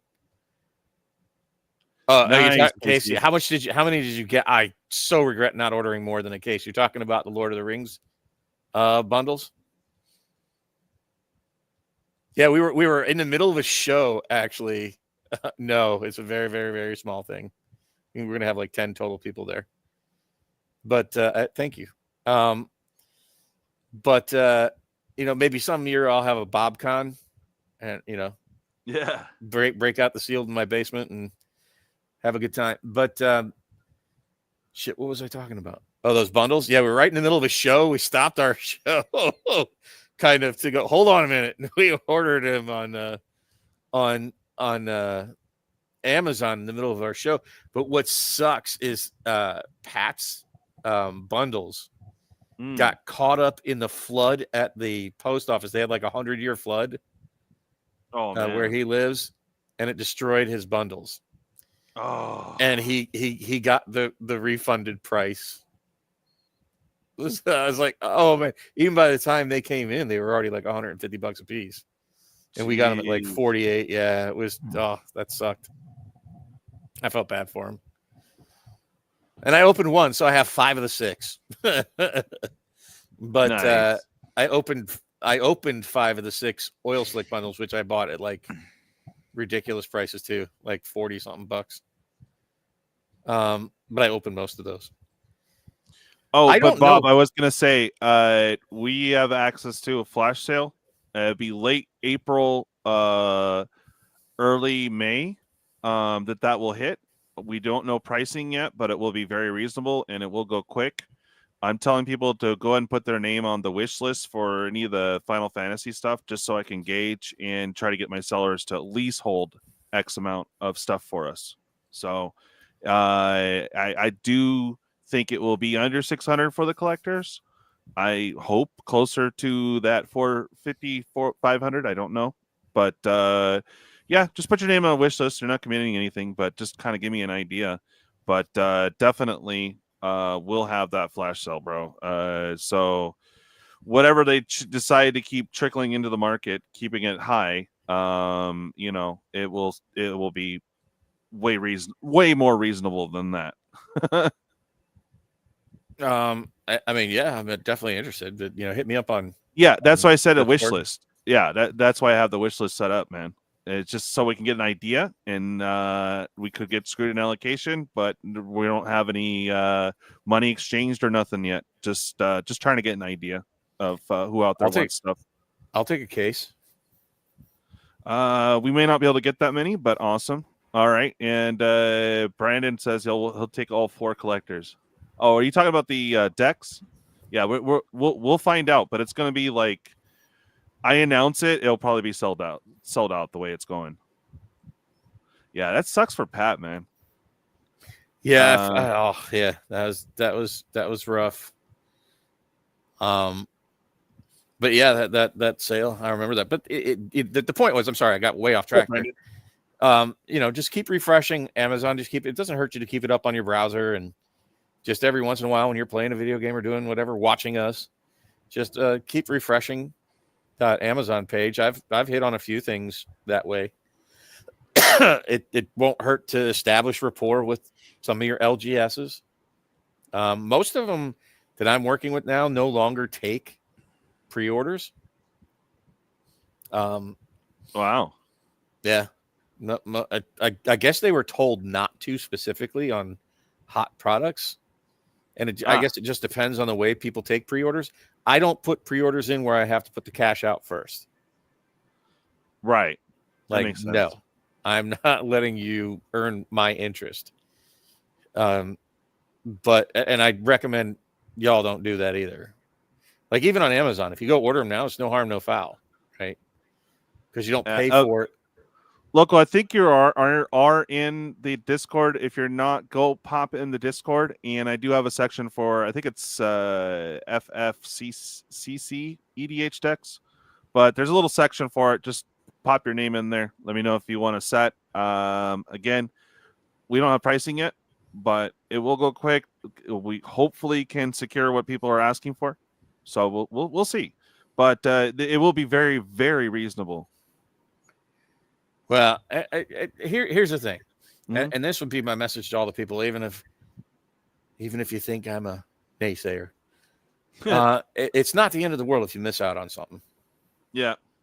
It's much worse to miss out on making your credit card payments. Yeah. You know, than it is to miss out on not buying the Magic card that set that blows up. So, you know, keep that in mind. It's not the end of the world. If you miss out on the Marvel Secret Lair, or one of our viewers is really salty pants about missing out on the what the hell with the Monty Python? I guess there was something. Yeah, Monty Python. Yeah, Michael Superbacker. I think it was Michael Superbacker was real pissed. Yeah. I really wanted that thing too, but I definitely wanted Shrubbery for 3 visits or Nature's Lore. I forget which one it was, but yeah, dude, wanted that so bad. Yeah, I mean, do some people get lucky and others don't? Sure.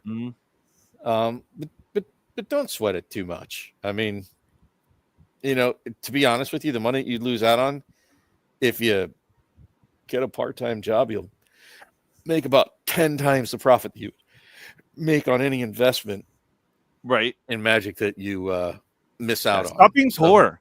Yeah, don't be poor. Stop being poor. So I mean, it's like I said, you know, don't let it be a negative for you if you miss out on it. And the collector boxes, Cowboy Dan, you don't need them. All right, not to play. Right. I know that a lot of people are kind of wanting to get those collector boxes, you know, and seems to me like for those people who are trying to get them but that's another thing too, Bob, is that the collector editions, people are actually interested in wanting them because they've done that for a few of like Modern Horizons 3 and what was it, the Commander Masters. Wasn't as popular. I bought 0 of either of those products. Oh yeah, not a lick. Yeah, wallets are empty. Yeah, mine has dust in it from 10 years ago. Actually, I'm doing okay in that regard. And Oh, that's what I'm able to deploy. Like on Final Fantasy. Just it's funny. I got kind of called out for Lord of the Rings. I don't know if you recall, but Lord of the Rings, going way back in the Wayback Machine. Mm-hmm. When it was first announced, I was super hyped about. You remember that? Oh yeah. And I was going to deploy a lot of cash on that thing until the spoilers. Yeah. And that's, when they did the whole race swapping thing, that just turned me off so hard. Oh, I hear that. And I was like, nope. And I just canceled the shit out of it. As a matter of fact, it took me over a year to buy it, other than the oops pricing for the gift bundles. Yeah. It took me over a year to actually buy the first, and I bought one case of, and it was like a grudge purchase when I bought it, because I kept waiting for it to drop, and I got them like around 146 a box. Wow. For they were draft boosters, right? So even at that, it was upsetting to me that I had to pay that much for draft boosters. So I do have a case of that, and I do have the case of the bundles, and I did end up buying the panoramic scenes, whatever those things are called. Yeah. But that's the extent of what I bought for Lord of the Rings, but I had planned on buying a lot more. But Final Fantasy, I don't see any such things so far, and I don't really know the lore for all the different games that well. I played 7 and 8 and 11 and a bit of 14. But Sherry loves Final Fantasy, so nice. It's exciting to be able to go, deep on it and open, stuff with her. So I think it's going to be exciting in that regard. Still not happy with the prices, though. God, no. Well, like I said, when we have the flash sale, Bob, it should be good. So, but it will go quick. Hopefully, we'll get our allocation here soon-ish. But yeah, I don't know how many collectors we can get. I know the play boosters, no problem. They'll be reasonable. But the EDH deck sets, honestly, those are going to be in print for a while, so no rush there. But the collectors will are going quick. I mean, they've doubled, tripled almost. It's crazy. Yeah, I mean, I kind of do the same. I don't know how to pronounce your name. Who? Carnifex? Is that what that's supposed to say? What? C4. Oh, I just been saying C4. Yeah, how do you say it, bro? I don't know. I think it might be Carnifex, maybe, in lead speak. I don't know. Collectors will be low. You mean availability? Yeah. Yeah, availability. Extremely low. Like, I hope to do a battle, just because we like to do a battle every set, and then whatever's extra after that. Yeah, I recommend all the time, pick your spots. Okay. Pick your spots. I think I've been saying that for a few years now. You don't need to buy in on every set, like, unless you're I just like paper standard set, and the subscribers make that happen. I'm not talking about you. I have not been able to buy much this last few sets, actually. I think Aether Drift, all I got was and I cracked it, of course, because I want to see what it got, whatever. The Finish Line bundle, that's all I got. That's it. Yeah, from Aether Drift, and then crack anything anymore. Yeah, we did when Pat came to town, we cracked show me the Carfax, a bunch of loose packs that I had. Yeah, to do we did a 6-person, which was miserable, a 6-person commander draft. Oh boy. Oh dude, it took 3 hours just to draft and build the decks. It was pretty miserable. Won't ever do that again. But and there's, I don't know, we had like 10 or 12 collector packs in there. But it was interesting. I'll never do it again. That's the last that I cracked, but it was for a specific purpose. You know, it wasn't cracking to crack. I think those days are, except for the Final Fantasy coming up, and that's like a super rare event. I think the days of cracking just for cracking are done for me. Yeah. It's too expensive. Oh, yep. I know. Like, it's just... do it with vintage packs. There you go. No. See, it would be interesting to see all the pre-order collector box be canceled, to see them all get relisted at higher price closer to release date. That's going to happen. You know, stores want to keep their customers, maybe not, but usually what happens is they get shortchanged. They'll order 12 and get like 2, and they have orders on all 12. Homelands was miserable back in the day when it came out. Why would I want to do that again? I don't like giving myself paper cuts. That was terrible, dude. I did enjoy Ice Age. I will say that. That was the very first tournament I ever went to, was Ice Age release. And I enjoyed the shit out of that. I did not pull the Jester's Cap, which I was really hoping to do. That was the hot card out of that set back in the day. That and Necropotence and Hecatomb, I think, were the big ones. But no, I have no interest in drafting a crappy set. But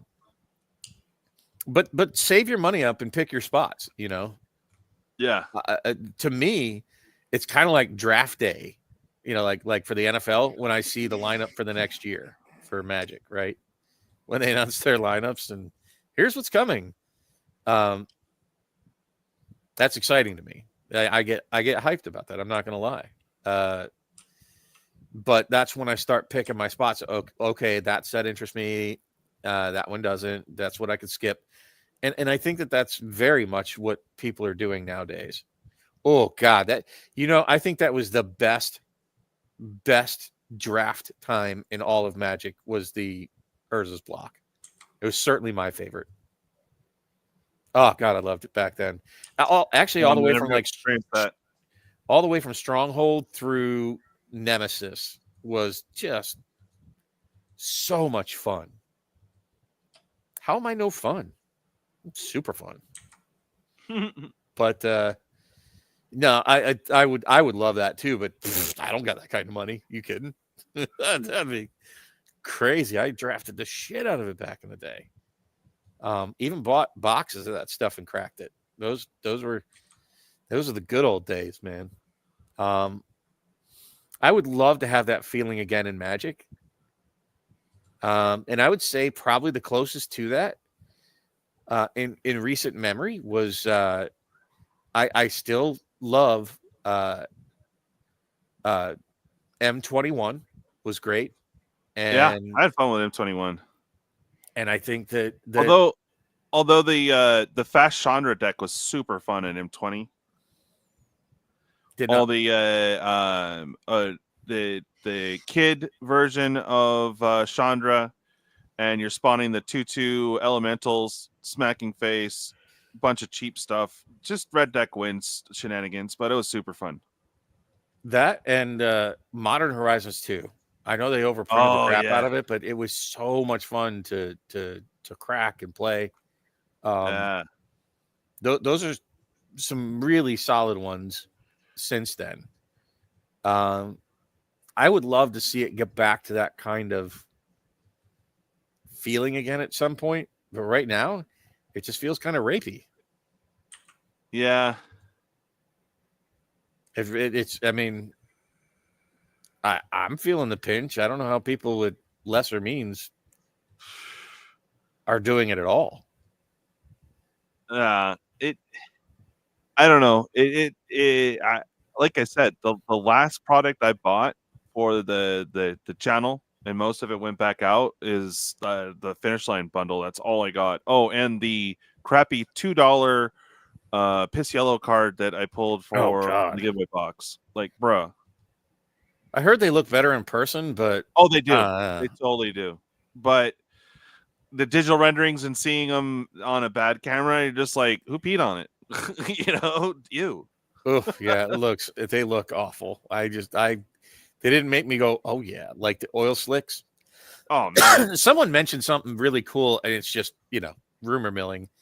But like if you had an oil slick Carnage or Venom, or like in red or black for Venom, that would be sick. Like that could be dope.